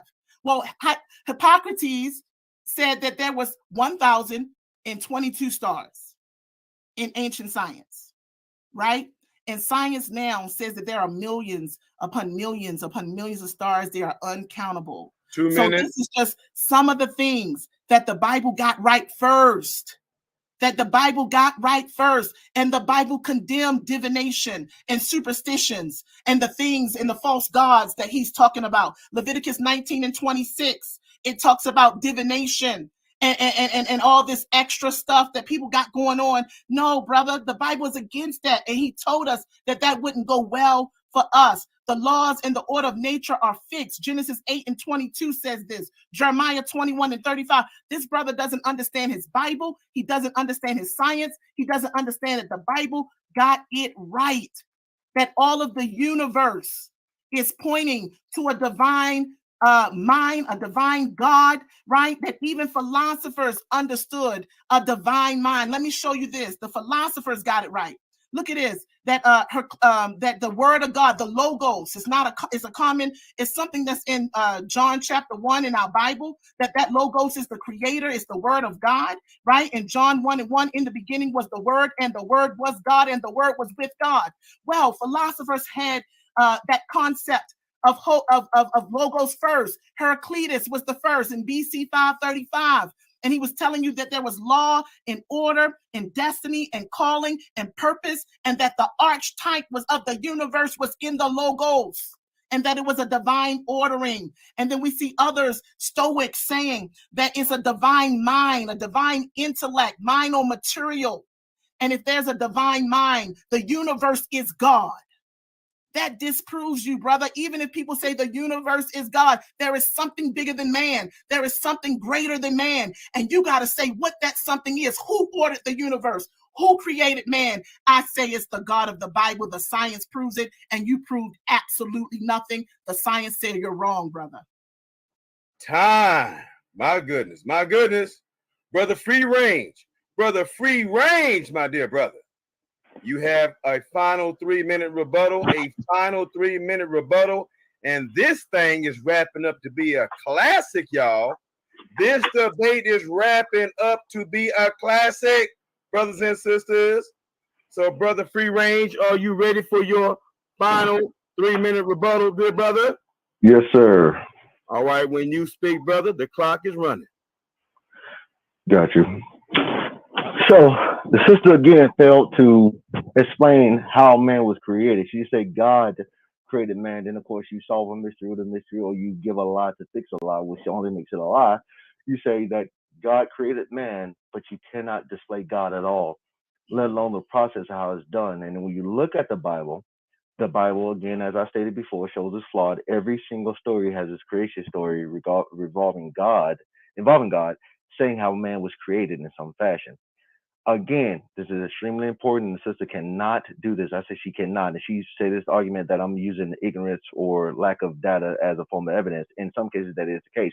Because right now, if I told you I'm holding on to a baby elephant, you're seeing me, and clearly you don't see a baby elephant that I'm holding on to. So therefore, you can conclude I don't have a baby elephant. I cannot make the argument that just because you don't see one, I don't have one in my hand. No, that's clearly the case. But in this particular situation, this being who is ever present, who is all powerful, and created everything, has not shown himself at all, let alone any of his properties. Every single testament of God comes from man, including your book. And that book was plagiarized. A fact. The stories in that book come before that book by other cultures. And that book was compiled. If you look up the Council of Nicaea, you understand Constantine, hell, even Paul himself, according to the Bible, was composing their own aspects of that book. But all of that is irregardless of God creating man, because that's a whole different thing in of itself. We don't need that book to suggest God created man. We need God to suggest God created man. We don't have God. Now, so what's the next thing? Creation. Do we have creation? We don't have that either. We have no creation. We have modification, which is the social, since you got background noise, the social and colloquial understanding of creation, which we can all accept. But again, we don't have that creation. So therefore, we don't entertain it. It's not logical to assume that man was created. Now, she talks about atheists who have made some denotion to God. That's perfectly fine. Again, people believe in God for many reasons. One of them is narcissism and a sense of hope, the sense of understanding that there is something greater than them. That's a normal thing. People like to be optimistic about their reality. It's not logical. It's just normal. It's like when people are about to die, they may call on a God only because they hope something can save them. They become delusional. They become very erratic because they need to cope with their reality. I'm drowning. I hope something can save me. I hope something beyond my normal powers, especially the power of man, can get me out of this circumstance. People do it in jail up until a certain point where they may change religions. God is supposed to be this irrefutable, logical, self-evident character. And every time we test this hypothesis, it turns out to be wrong every single time. Every single time. All the evidence, as I said it before and now, supports man creating God. It is a figment of man's imagination. It's not because I say so, because the evidence shows so. How do you know God, Christina? Because you was told he exists, never met him before, but your imagination start entertaining things. So what you do, like other theists do, the decisions you make, you say, well, God told you to do it. Or something go wrong, you say, well, God was, telling me, not to do it, or the devil stepped in or something. You start making excuses for what goes on in your world. And this, for you, is good enough evidence that God exists, as well as that book, but not the actuality will actually occur. You don't think you get sick sometime, regardless of God or the devil? You don't think time, brother Free Range? Time. Yeah. My goodness, brothers and sisters. My goodness, y'all. 3 rounds of thrilling debate arguments between Mr. Free Range and Sister Christina Nick, brothers and sisters. We are broadcasting live right here on saneter TV, right here on saneter TV. And this is the ultimate debate league, brothers and sisters. The ultimate debate league, CEO'd by your brother, your boy, the Bishop, Black Jesus Minister, the Ecclesiastes 3 committed Christian. What's going on, Jabari? We gonna get you there, brother. We gonna get you there, Jabari. And your boy, LV Europa of Clubhouse Streets, y'all. We need everybody to go to Black Jesus Minister YouTube, all one word, Black Jesus Minister YouTube, and subscribe and click that notification bell. And likewise, go to Clubhouse Streets. Go to Clubhouse Streets, brothers and sisters, and meet LV Europa and subscribe at that brother's channel as well. Brother Saneter, are you back yet, brother? Because I want to share my screen. I never went nowhere. I've been here for the whole journey. Okay. I'm just okay. And I'm going to thrill the people with the Ultimate Debate League theme song, fight song, created by LV Europa. I don't know if he's going to be able to make it here in time, but but LV, I hope I did you some justice, brother, on this debate, because man, this has been exciting from beginning to the middle, because we ain't at the end yet, y'all. We ain't at the end yet, because we have the question round coming up where the debaters are going to ask each other 5 questions. And then after the question round, we will have a 5-minute conclusion. But right now, guys and ladies, if y'all want to take a restroom break or enjoy this theme song from the Ultimate Debate League. The channel. Can you hear me? Yeah. Go ahead. I'm going to go over to the channel. I'm going to start a... All right. Is he still talking? All right. I guess so. Yeah. Okay, no problem. So, Saneter, if you will share my screen, I'm gonna share the Ultimate Debate League theme song, fight song, sung and created by LV Europa of the Ultimate Debate League. If you'll share my screen, Saneter, I appreciate that. And brothers and sisters, y'all can chill. We finna jam for a little bit, and we're gonna chill for maybe 5, 6, or 7 minutes, y'all. Hey, all right. Hey, let me ask you a question, Black Jesus. Yeah. Does this song include that other kid over there? No. So he don't mention that kid at all? Not at all. All right, let's get it. Let's get it, y'all. Some of y'all might want to go up and do a little bump and a little move, you know what I'm saying? Get a little groove on. This is LV Europa, brothers and sisters, with the Ultimate Debate League fight song called Show Me the Proof. Show me the proof. Show me the proof, y'all. Going beyond the stars, where no man, no woman has gone before. The ultimate Debate League. Subscribe by popular demand.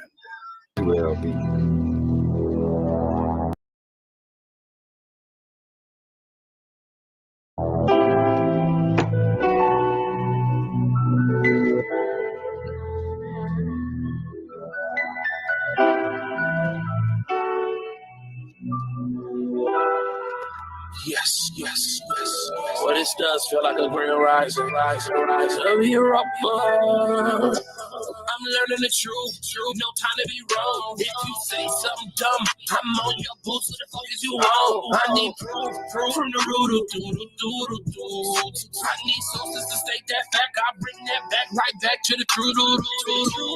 I'm learning the truth, no time to be wrong. If you say something dumb, I'm on your boots. What the fuck is you want? I need proof from the root. I need sources to state that back. I bring that back right back to the truth. Run that back. I'm sensing a lie. That ain't consistent. I'm hearing it different. I'm hip to the mission. You hear the vibe. Still in submission. The key in ignition. I flip it, transmission to see how you drive. And I see how you winning. The top teddy sticky. You know how it flies. True. Come back like surprise. Life is a cake. If you wait, keep it straight on the pace. Can't wait to give me that pie. What about straight from the roots? Yeah. That's straight from the roots. Need me some proof. Need me some proof. That's straight from the roots. Straight from the roots. I need proof. Yeah. None of that other shit, nigga. I don't need rhetoric, nigga. I need the proof. I'm learning the truth. No time to be wrong. Yeah. Say something dumb. I'm on your boots. What the fuck is you want? I need proof from the root. I need sources to state that fact. I bring that back right back to the truth. I'm learning the truth. No time to be wrong. If you say something dumb, I'm on your boots. What the fuck is you want? I need proof from the root. I need sources to state that fact. I bring that back right back to the truth. All right. Also brought to you by Black Jesus Ministries, brothers and sisters. Yo, boy, the bishop. And that was an authentic song, brothers and sisters, by our CEO of the Ultimate Debate League, Brother LV Europa, brothers and sisters. Y'all need to go over there to Clubhouse Streets on YouTube and subscribe to that brother's channel, brothers and sisters. And y'all need to likewise subscribe at the Bishop's channel. Yes, indeed. Here's the Bishop channel, y'all. Yes, indeed. Black brothers and sisters. Y'all see that? Y'all see the channel, right? Y'all should see that channel. Go right on over here. I think Brother Bishop got about 1,030 something people. You know what I'm saying? Maybe tonight we might have 1,100 before the night is over with. But brothers and sisters, go right there to Black Jesus Minister YouTube, brothers and sisters, and subscribe and click that notification bell, baby. My goodness, I appreciate y'all, and I appreciate Saneter and the Saneter TV HOK family. All right, Brother Saneter, I'm going to unshare my screen. If you got any words for the people, brother, we will proceed with the question round after your words. and anything you want to advertise or say to the people. Brother Saneter. All right, Brother Saneter might be gone, so I guess we can sing another song, huh? But anyway, no, sir, I'm right here, bro. I'm right here. Okay, you want to say something to the people before we proceed to the question round? Yes, what I want to say real quick is I want to let the people know what we got going on. So you know, this is break time. And so real quick, I gotta let the people see this. Those of y'all who have a business, man, go check this brother out. I'm showing this for a long time, man. And y'all need to go and give him a call, talk to him, inquire some information from this brother. He helping those who would like to help their business grow. Check. Do you want to make money online? That means you're going to need a website. Go to kingtutoring.org business services. There, you'll be able to collect payments from your clients all over the world.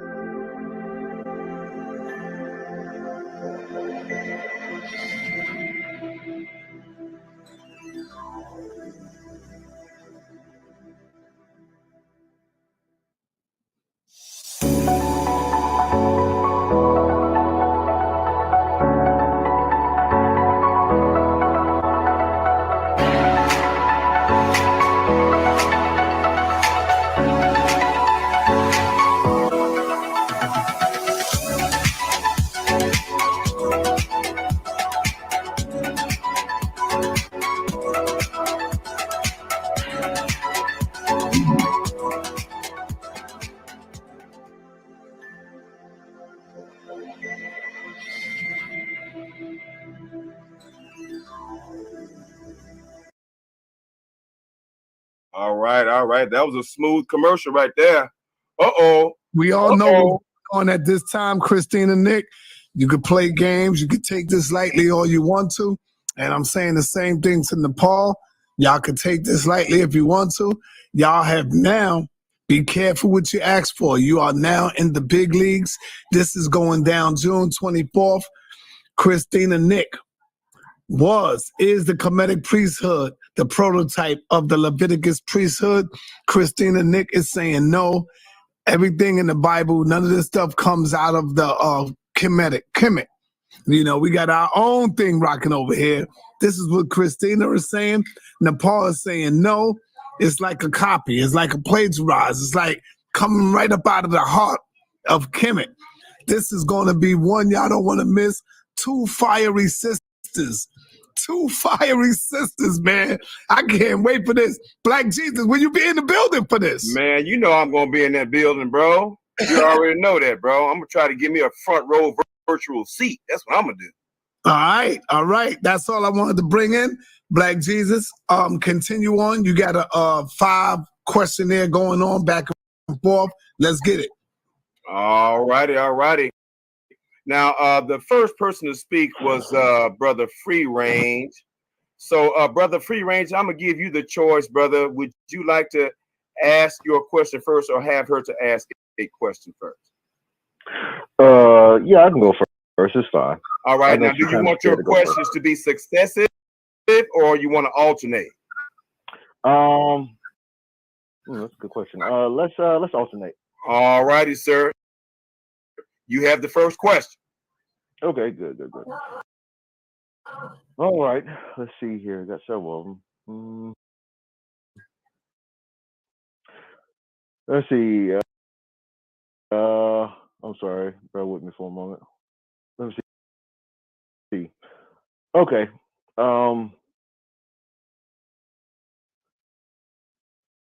The first man that was created. Okay. How? Well, I want to make sure I can preface this question, so I don't want to go on diatribe, but I can preface this question a certain way, right? I don't have to just go right to the question. I can at least give context to the question. You mute, Minister. Yes, you can give context leading up to your question. Yes, sir. Okay. So, Christina, from the diagram I gave before, since man has been around presumably for several million years, how did God introduce himself to man to create the belief of man? How?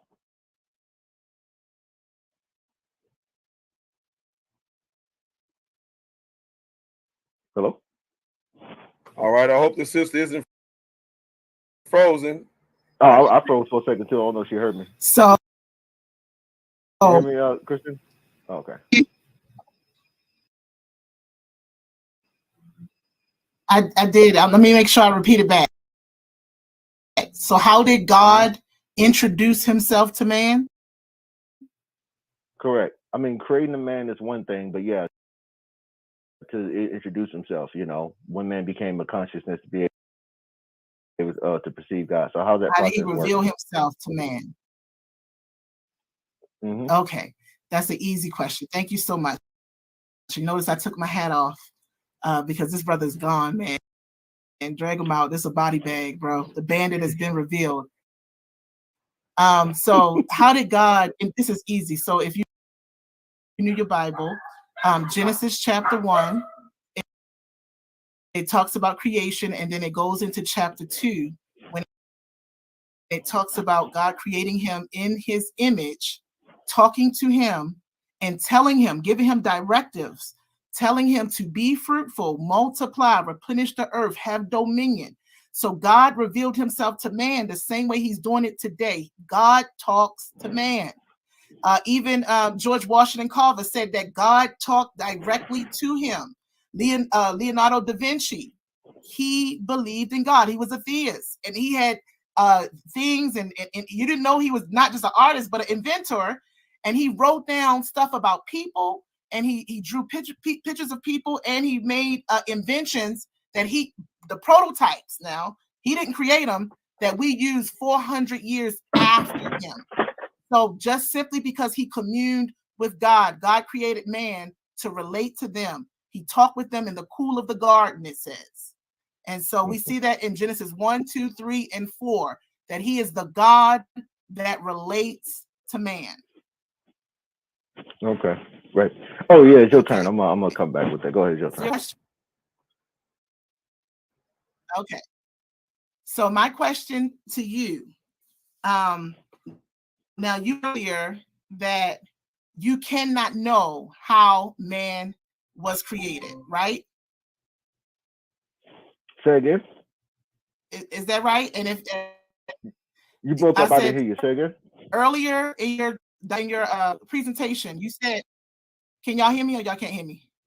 Yeah, we hear you now. Can y'all hear me? Go ahead. Now, yeah, yes. Yeah, you good now. So yeah. earlier you said that the way the universe and man was created cannot be known, right? For certainty. And so my question to you didn't say that? No. Okay. All right. So then my question to you would be, how was man and the universe created? If you didn't say that. So yeah, I didn't say that. Yeah, because I don't believe that the man of the universe was created. So I definitely didn't say it. So again, there's no creation because we never observed creation. How did it come to exist? Yeah, okay, so things have always existed, always, forever, because we like to believe, or theists like to believe, God is eternal, but matter and energy is eternal. We have not seen energy be destroyed or created, so everything existed in some form. Everything just changes over time. You can call it evolution if you want to, but things continuously change over time. So that has always been the case as far as what we can examine. All right. Oh, go ahead. Go ahead. It's your turn. Oh, okay. So if God created man and introduced himself like you explained in the Bible, then how come all, not most, not many, all of the oldest religions believe in paganism and they did not have the Bible or express anything pertaining to the Bible? So notice this. Now, I can't tell you certain. God is telling you stop lying. No, He's cutting you off. You gotta stop. And he we can't hear you. We couldn't hear you. All science to say that. No, hold on. I'm gonna answer your question. So notice that this is my time. I just want to answer your question. So notice that now Now he wants me to explain about how paganism developed, right? Notice that paganism does believe in gods. And so I would say paganism developed from imagination. I would say that it developed from the fact that they looked out in creation and they knew there was a creator. They just did not know how these things came to be because they did not have the Bible. And so that's how that would happen. So because they can see creation, they did come up with myths and things for how these things happen. But the Bible had it right when paganists had it wrong. The Bible had it right when the science had it wrong. And so the Bible stands the test of time. And notice that even in paganism, there is a creator of man and there is a creator of the universe. At least in all their ignorance, they had enough sense to know that this is bigger than them and stuff just can't just exist. The law of causality says that that is false. This brother don't believe in the laws of nature. He don't believe in the Bible, and he does not humbly be able to say what scientists and paganists say, that there is a creator. All right, Sister Nick, question 2.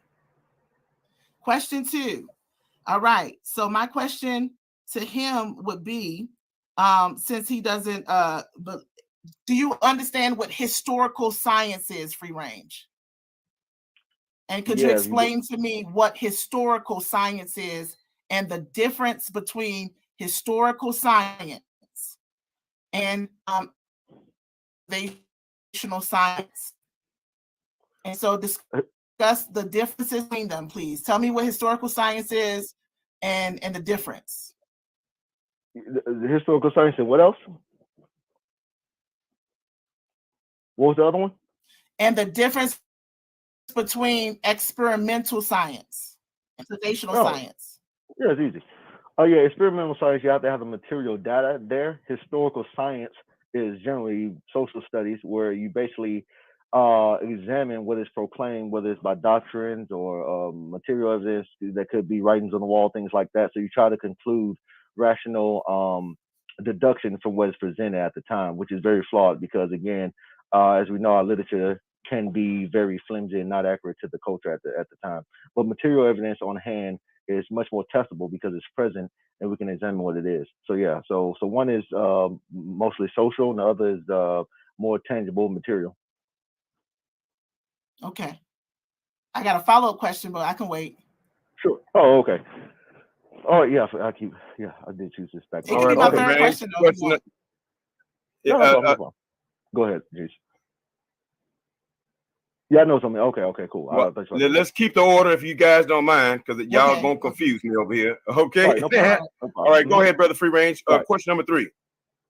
So, simple question, may seem confusing, but can you give me an example of anything being created? And when I say created, I don't mean being modified. I mean something that was not in existence. The material wasn't there, and then material came about. Can you give me an example of anything like that?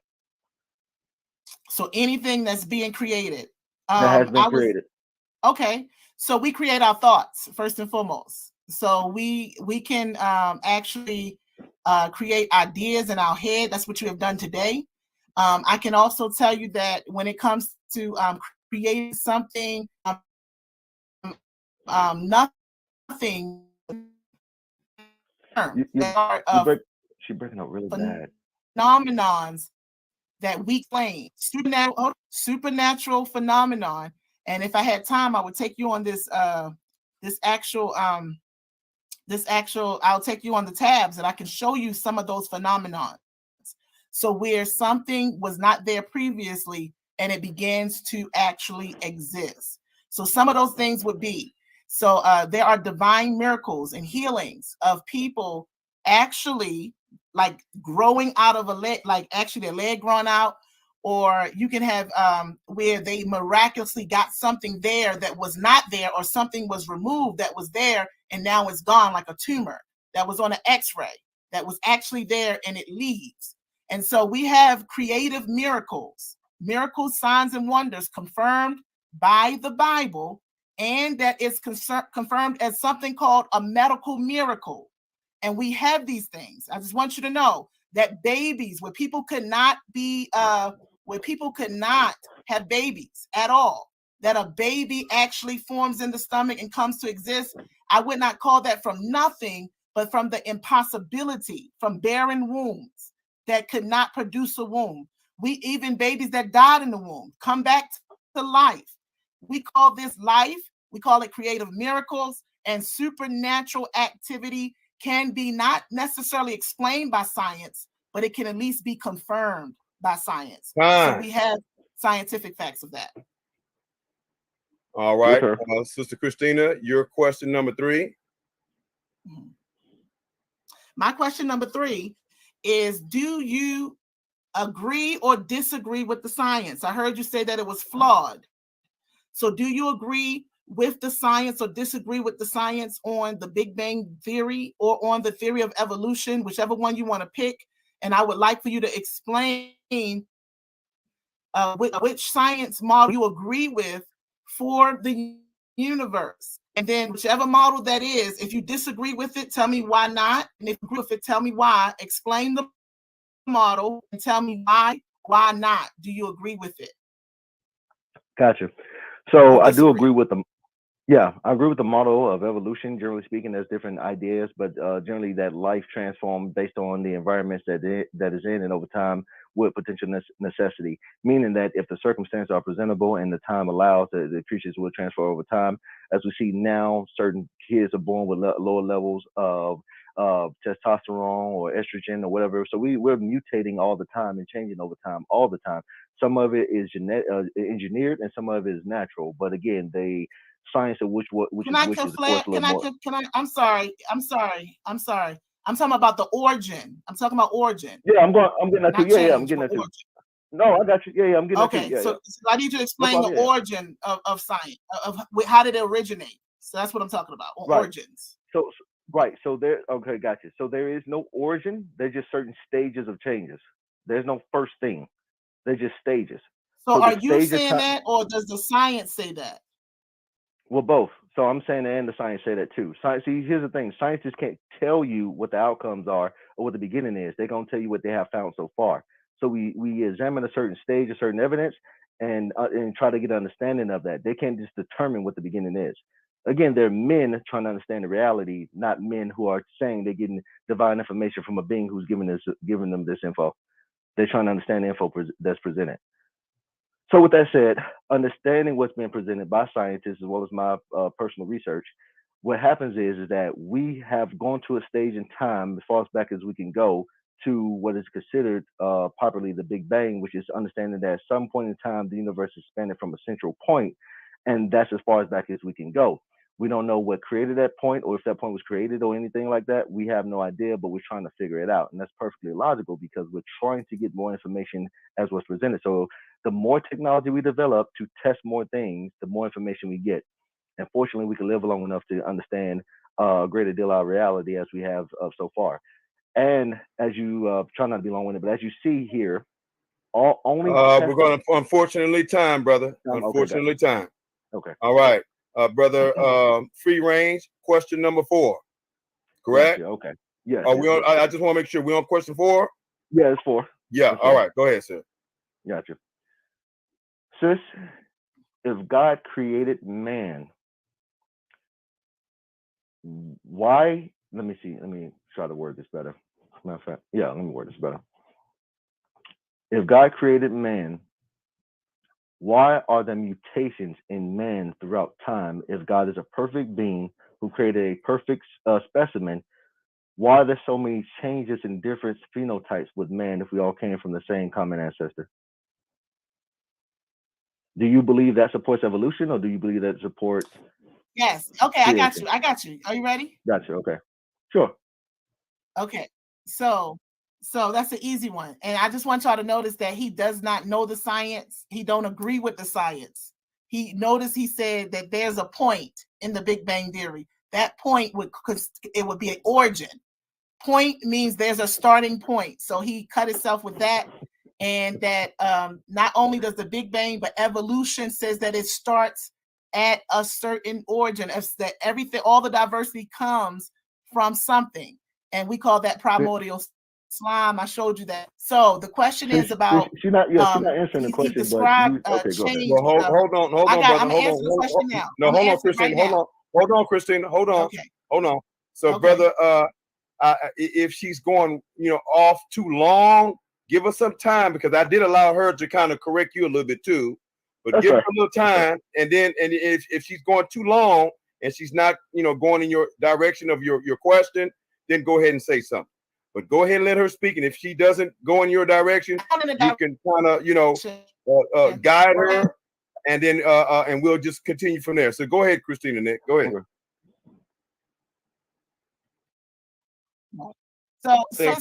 So this is going in my direction because I'm going in his direction. So he said, what about the mutations? Well, he started describing the changes over time, and we believe in changes over time. We believe in mutation, spatiation, adaptation. We believe in microevolution, the change in DNA over time because of degradation. And so not even just degradation, we actually cross-pollinate and we manipulate the genetics. And we've been doing this. This is ancient science of manipulating corn and doing things agriculturally and with animals, with breeding that actually limits diversity. It doesn't create more diversity. And so these... Without the ones like you working tirelessly to keep things running, everything would suddenly stop. No matter your industry, Grainger's here for you with professional-grade supplies. Call, click Grainger.com, or just stop by. Grainger, for the ones who get it done.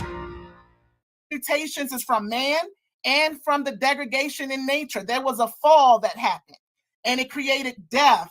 And over time, this death caused a degradation in our environment, which causes mutations in our genomes. The isolation of species as well causes a certain level of mutation as well with the inbreeding and the isolation. And so science proves that as well. So speciation, adaptation, and microevolution is confirmed. And I'm using biology. Okay, so I'm just saying not against the Bible. All right. That was Brother Free Ranger's fourth question. Christina Nick, question number 4. I think she's freezing up again. Brother Free Range, can you hear me, brother? I can hear you, yes, sir. Are you? Okay, yeah, Ms. Nick, you froze for a little bit, so you're at your question number 4 now. Am I here now? Okay, we can hear you now. Number 4. Yeah, go ahead. Is that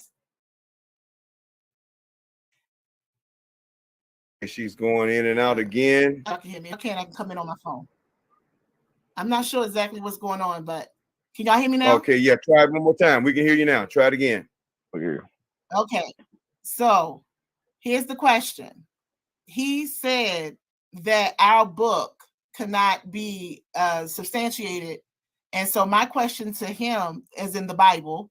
And so my question would be, what other texts? I would like you to name the text and tell us about how we were created. That would tell me what other text that can give you, that stands anywhere close to the Bible, that can give you the origin and purpose of creation and the origin and purpose of man and the meaning of life. Why is man here? And tell me that name of that text and tell me what does it describe and how is that so? What is the meaning and purpose of man through that text? Are you saying in Bible, in the text of Bible, or just no? That's outside of the Bible. Anything that's comparable. Okay, well, I'm an atheist, so I don't believe in any text because in this reality, there is no quote unquote purpose. The only purpose we have is the purpose we make. And since there is no God who has came to us thus far that we could prove to say this is why I made you and this is why you exist, that doesn't exist at all. There's only text by man, which is why we're talking about man's creation, the Bible, and the concept of God. Man created those things to give their reasons of why man was created. But as far as a deity existing to explain his or her or its purpose of creating us, we have nothing to go off of that is substantial. So in summary, nothing. Did she freeze? Question is tonight. Let's know. Okay, brother, free range. Did you complete your answer? Can you? I did. Did she hear me? Did you hear me, sis? I hope she did. Did you hear his answer, Christina Nick? I did. Okay. All right, brother, free range. I heard question his answer, but he's the question. Okay. We're going to move on to question 5. Brother Free Range, question 5, sir. Go right ahead. Final question. Last question. Absolutely. God created man in his image, according to Genesis. I think it's 126. He created man in his image. He liked us, something to that effect. Then he again confirmed the creation later on in that chapter. Chapter 2, I think 2.6. Anyhow, whatever. He also confirmed man being more like him after eating the fruit in the garden. And then God says, according to Genesis 6, chapter 6, verse 6 through 7, that God regretted creating man. As well as, of course, the various versions of God creating man through other theologies. But since you believe this is the one, then this is the one we're going to talk about. So since God regretted creating man, as it says in Genesis 6, verse 6 through 7, why didn't God create man in a perfect fashion where he didn't have to evolve, that he didn't have different blood types, and that more importantly, he didn't regret his creation? Why wouldn't this God make the creation the way he created if he's perfect, super powerful, and super intelligent?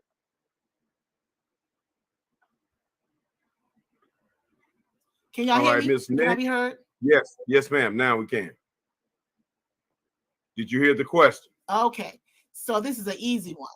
I heard the question. And so why did God create man? He was not perfect. I want you to know that in Genesis chapter 1, when he created man, he said it was surely good.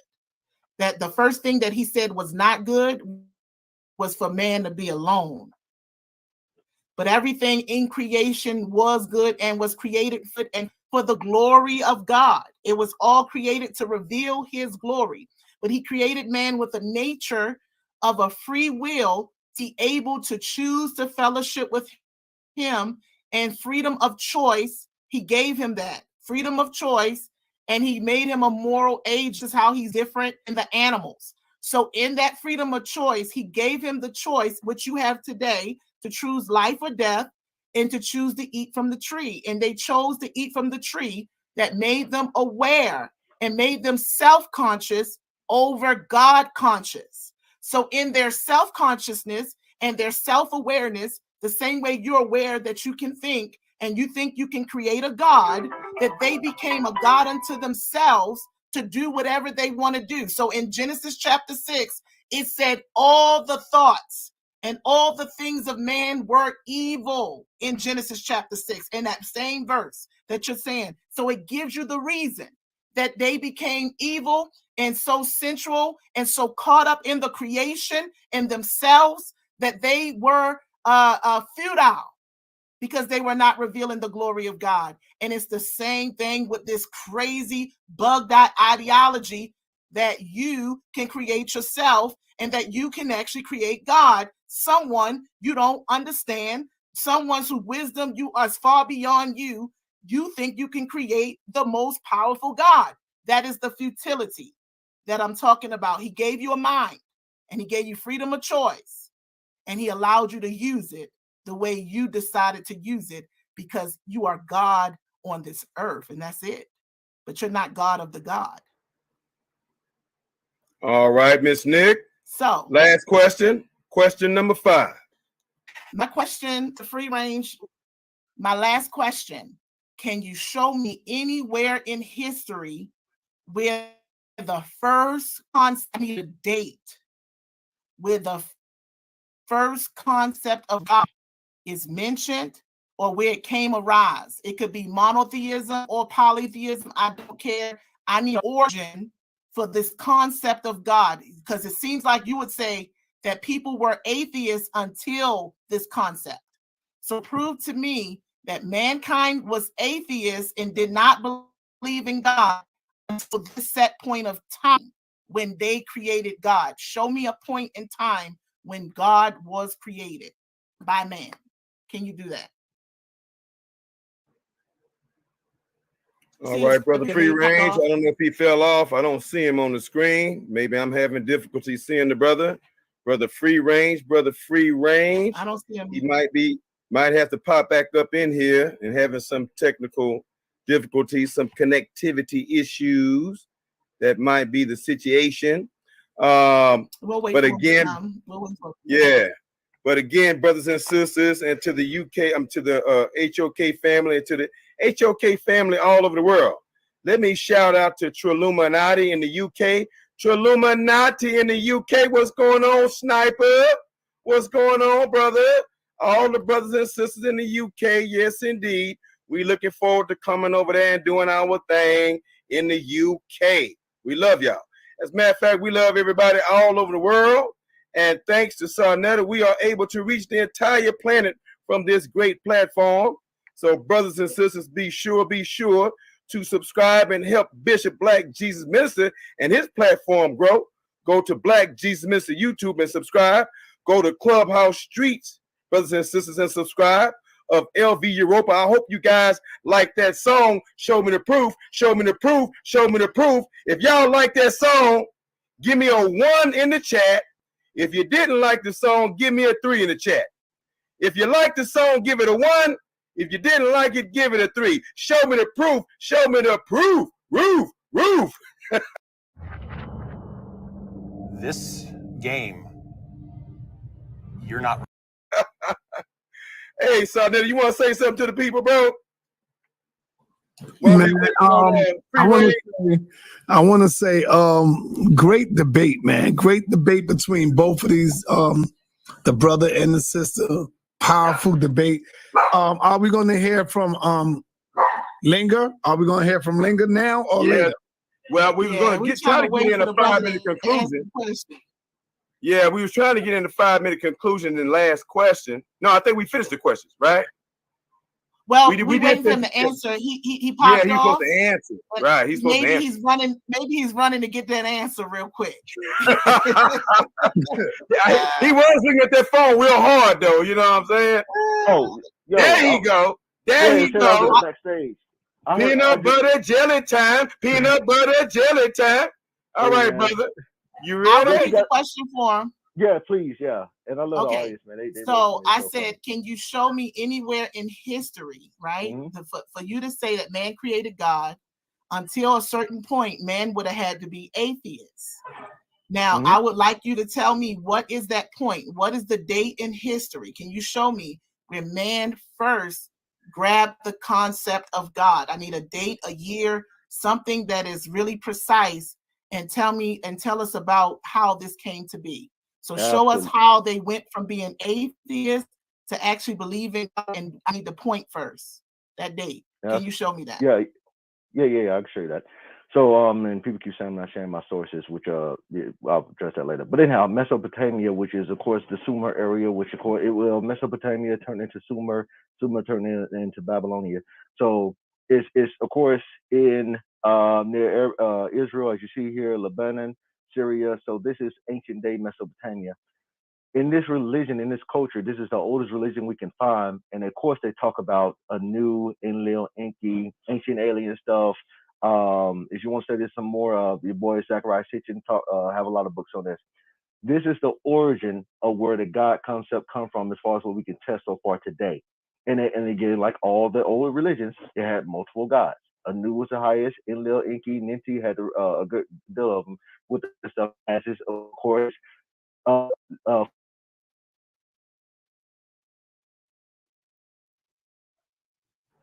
right, I think the brother freezing again. Which is also back.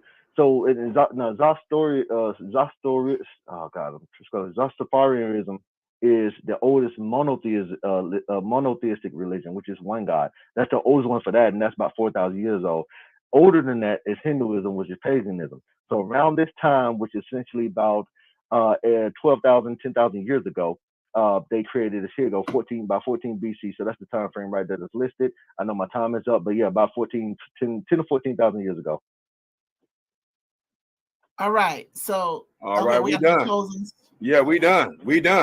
So, brothers and sisters, that is the end of the question round.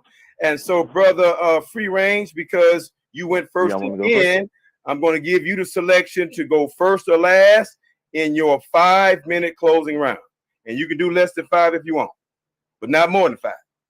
Gotcha. Is it me? Is it on me or is it on Christina? It's on you. I'm going to let you make the call. Do you want to go Yeah, first? I'll go. Okay, go ahead. Go ahead. So people was asking me to prove my stance, which my stance is that God comes from man's imagination and man created God.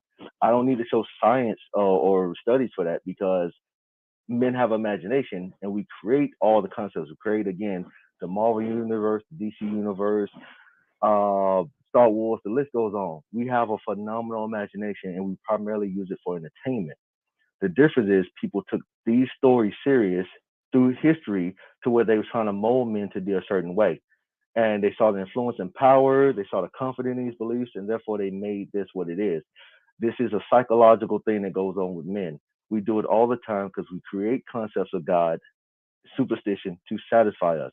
That, bad luck, miracles, all types of stuff. We do it all the time. So I don't need to produce a study for that because we literally do it all the time, every day. Some of you got lucky shoes.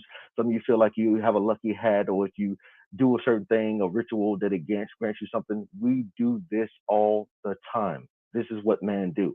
The logic of the matter is, can we use those claims to verify what we think they produce?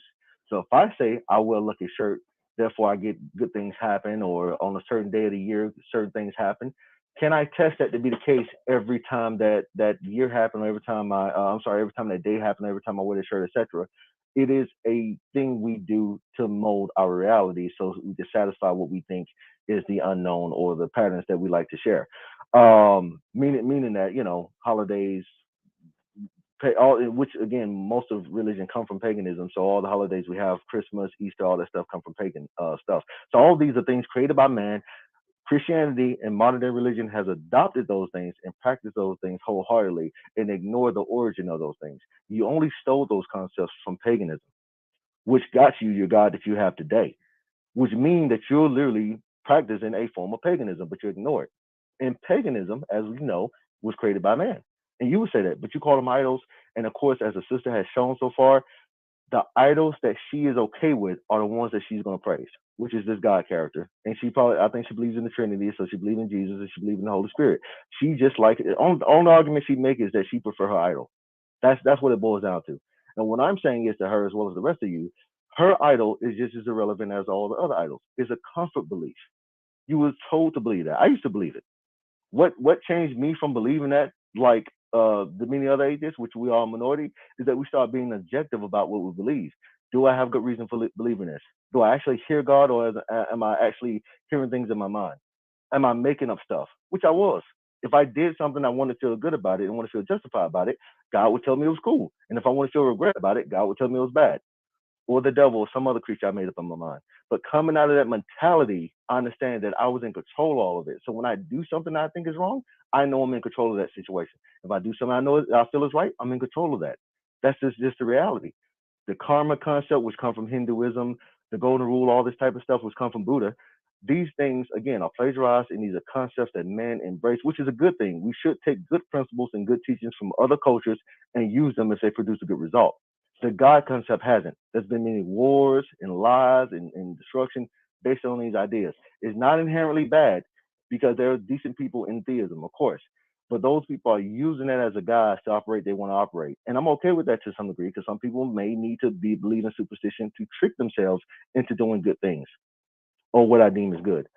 So the sister cannot prove her claims about man creating God, which I have proved my claim about about God creating man. I proved mine about man creating God because God is just a figment of a person's imagination. And anybody, including me, can create a God. I can create God the way I want to create God, just like God has always been created. She cannot show a God, she cannot show creation, and she cannot show the process of God creating man. It has not been displayed. That's why the scientific community don't operate on those premises. They don't entertain the concept of creation. It is a belief system, not even a theory. It's not even a theory.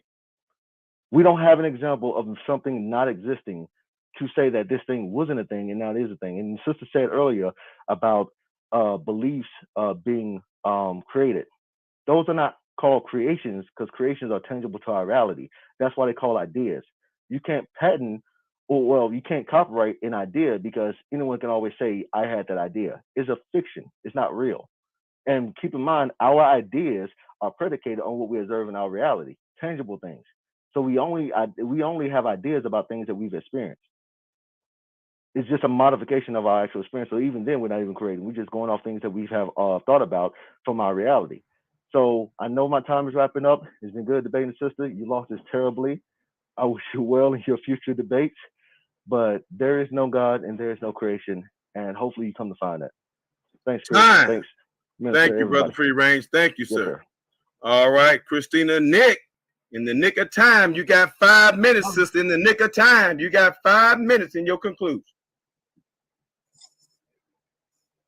Nick, reg him out of here. He's dead. He's stinking like Lazarus, dog. He's been down for the last 3 rounds. You feel me? It's time to resurrect this brother. This brother does not believe in the science. He showed you that. He don't believe in that point that they talk about. He doesn't believe in the philosophy. He believes in his own thoughts. He have not proved nothing.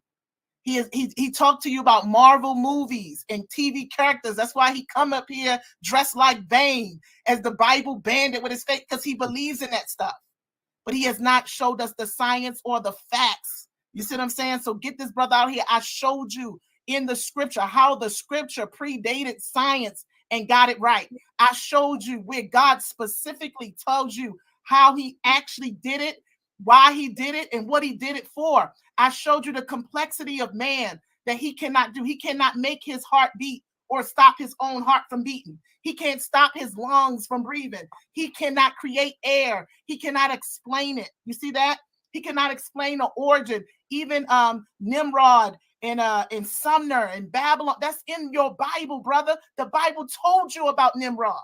The Bible told you about Sumner and Mesopotamia and those religions that came in Genesis chapter 10 in detail, brother. So you are confirming the Bible you refuse to read, to refuse to get understanding, that even all science shows that there's a point of origin, that the universe is not just infinite and expanding, but it started from a point, that even your thoughts is intellectual property. And that from all things that are created, they first form in our mind. And there was a divine mind that formed everything you see that cannot be seen, that was not seen before, but it was in the mind of God. And so even Hebrews 11:1, it says faith is the substance, the materials of things hoped for, and it's evidence. So we're not talking about blind faith like what you got. Blind faith that you can come on a debate without resources, that you can sit up here and talk from your mind and not prove a thing that you said.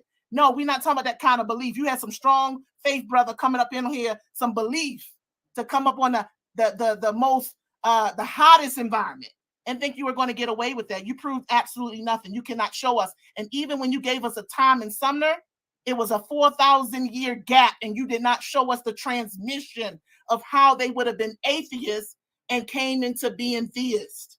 You cannot show us. You're done. You're cooked. Saram, it's a wrap, brother. Drag you out. It's done. Bane has gone down. The bandit is done. And I've shown you that all of creation, even scientists agreed that you can look into creation and see that there's a creator. That science does not go against the Bible. The Bible said it first. The Bible gives us meaning. And the gospel is that God loved us so much that he created man to relate to him and to reveal his glory and to have dominion.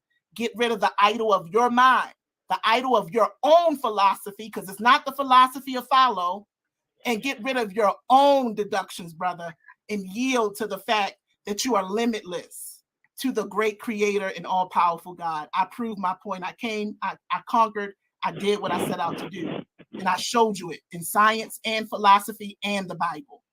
Thank you so much, guys. Easy. Thanks, guys. All right, there it is, brothers and sisters. It's judgment time. It's judgment day. It's judgment time from Brother Inga, the judge. The judge is in the building, brothers and sisters. balling and crawling, swinging and banging, all the way from Houston, Texas. Brother Anger, you about to take over, bro. You about to execute, bro. And you about to dish out the punishment, bro. So, brother, are you about ready to do that, my brother? Yes, sir, man. That was that was a knock down, drag out. Yeah, I'm ready to do this. So, all right, brother. We are just all ears, brother Inger. You have the floor, bro. So, can you go over how you want me to do this? Yeah, basically, dear brother, we would just like you to, before you render your plain decision, who you're going to give the win to, we want you to kind of at least give us an assessment of both of the debaters, what you thought about their performance, and then go ahead and give us your assessment as to what you thought some of their strong points were, what some of their weak points were, and then give us your decision, who you thought won this debate and why. Okay. I got my notes here. I'm gonna go by round first, and then I get that judgment out. So, in the first round, free range came out very strong. Um, Based on his claim that God changes as we get more knowledge. He did come out and uh, state that point, made that very clear. He said that the religion started off as being polytheistic, um, and then she did agree with him during that round that but she did say it wasn't a god, it was idols. So she kind of agreed with him that they created the gods in the beginning. So I think that first round was very close. She give me one second. I'm trying to read this note.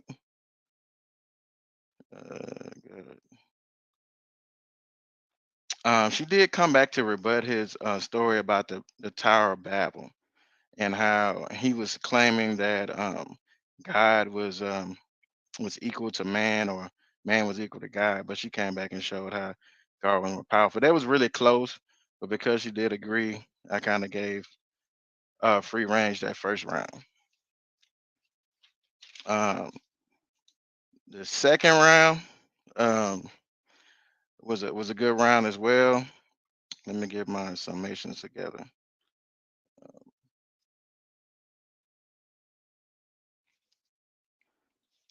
Let's see here. Observed,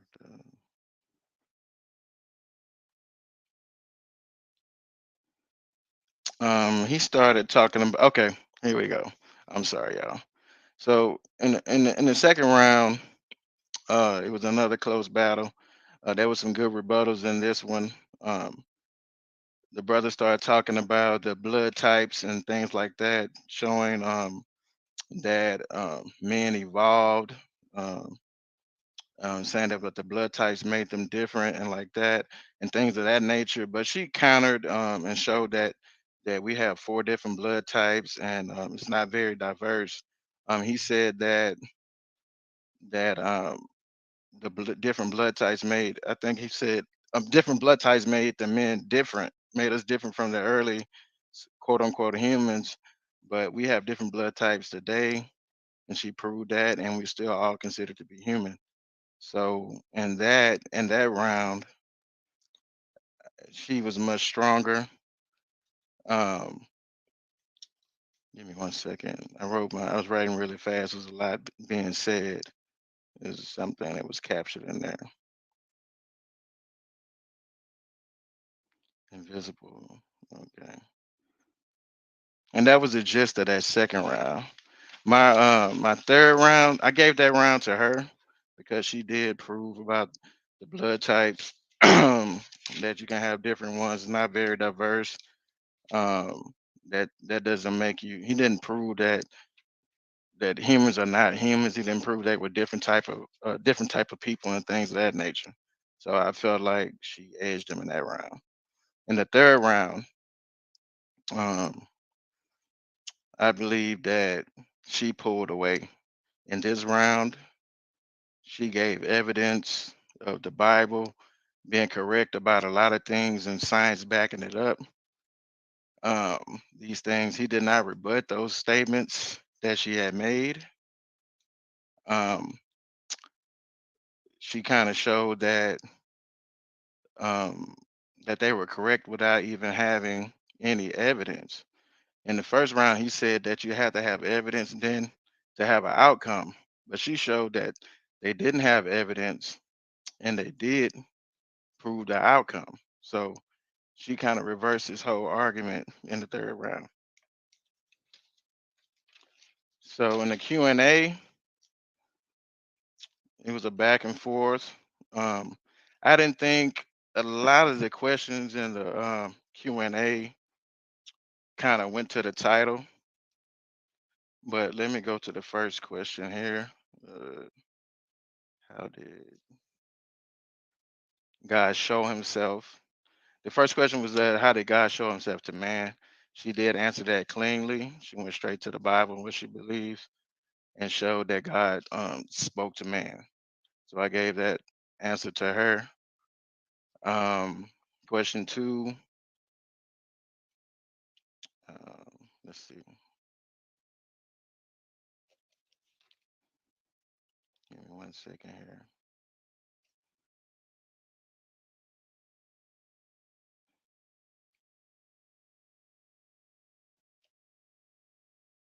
How was God created? For time's sake, dear brother, are you assessing each question, or can Well, you I'm not like gonna give, do that. I was gonna do that, but I can't do that. I yeah, well, thought about can that. you Yes, give us sir. like a verdict for the whole question round? Who you think won the question round? Yes, sir. Yeah, I'm looking at all of them together right now, Okay. and I'm looking at the last one. That's why I said I ain't gonna go to each one. I'm just reading every one. So I Okay. did write down everything. So concepts. Okay, the verdict for the question round, I gave that to Christina because the main question was about proving that there wasn't an origin that wasn't thoroughly explained. I got nothing to prove his point, to show that science is agreeing with him, that anybody agreed with him. Everything, and I guess I'm giving you a summation over the whole thing. So the whole battle was over did man create God or God created man. She came with evidence. She came with scientists. She came with the slides, quotations, things like that to substantiate her claim. He did not rebut any of her claims with any kind of anybody that quoted anything. He didn't come with science. He just came with a lot of things. Only thing he came with was about skulls and humans and evolution, but nothing else. But she actually had quotes from scientists and people that believe what she believed. She came with facts, the Bible versus early science versus actual science and what now. So that's my verdict. It was very close. I just don't think that he proved his point or rebutted her enough to win. All right. So your verdict is that Sister Nick has the W, Brother Inger. Is that what I understand? Yes. All right. All right. Well, congratulations, sister. Congratulations.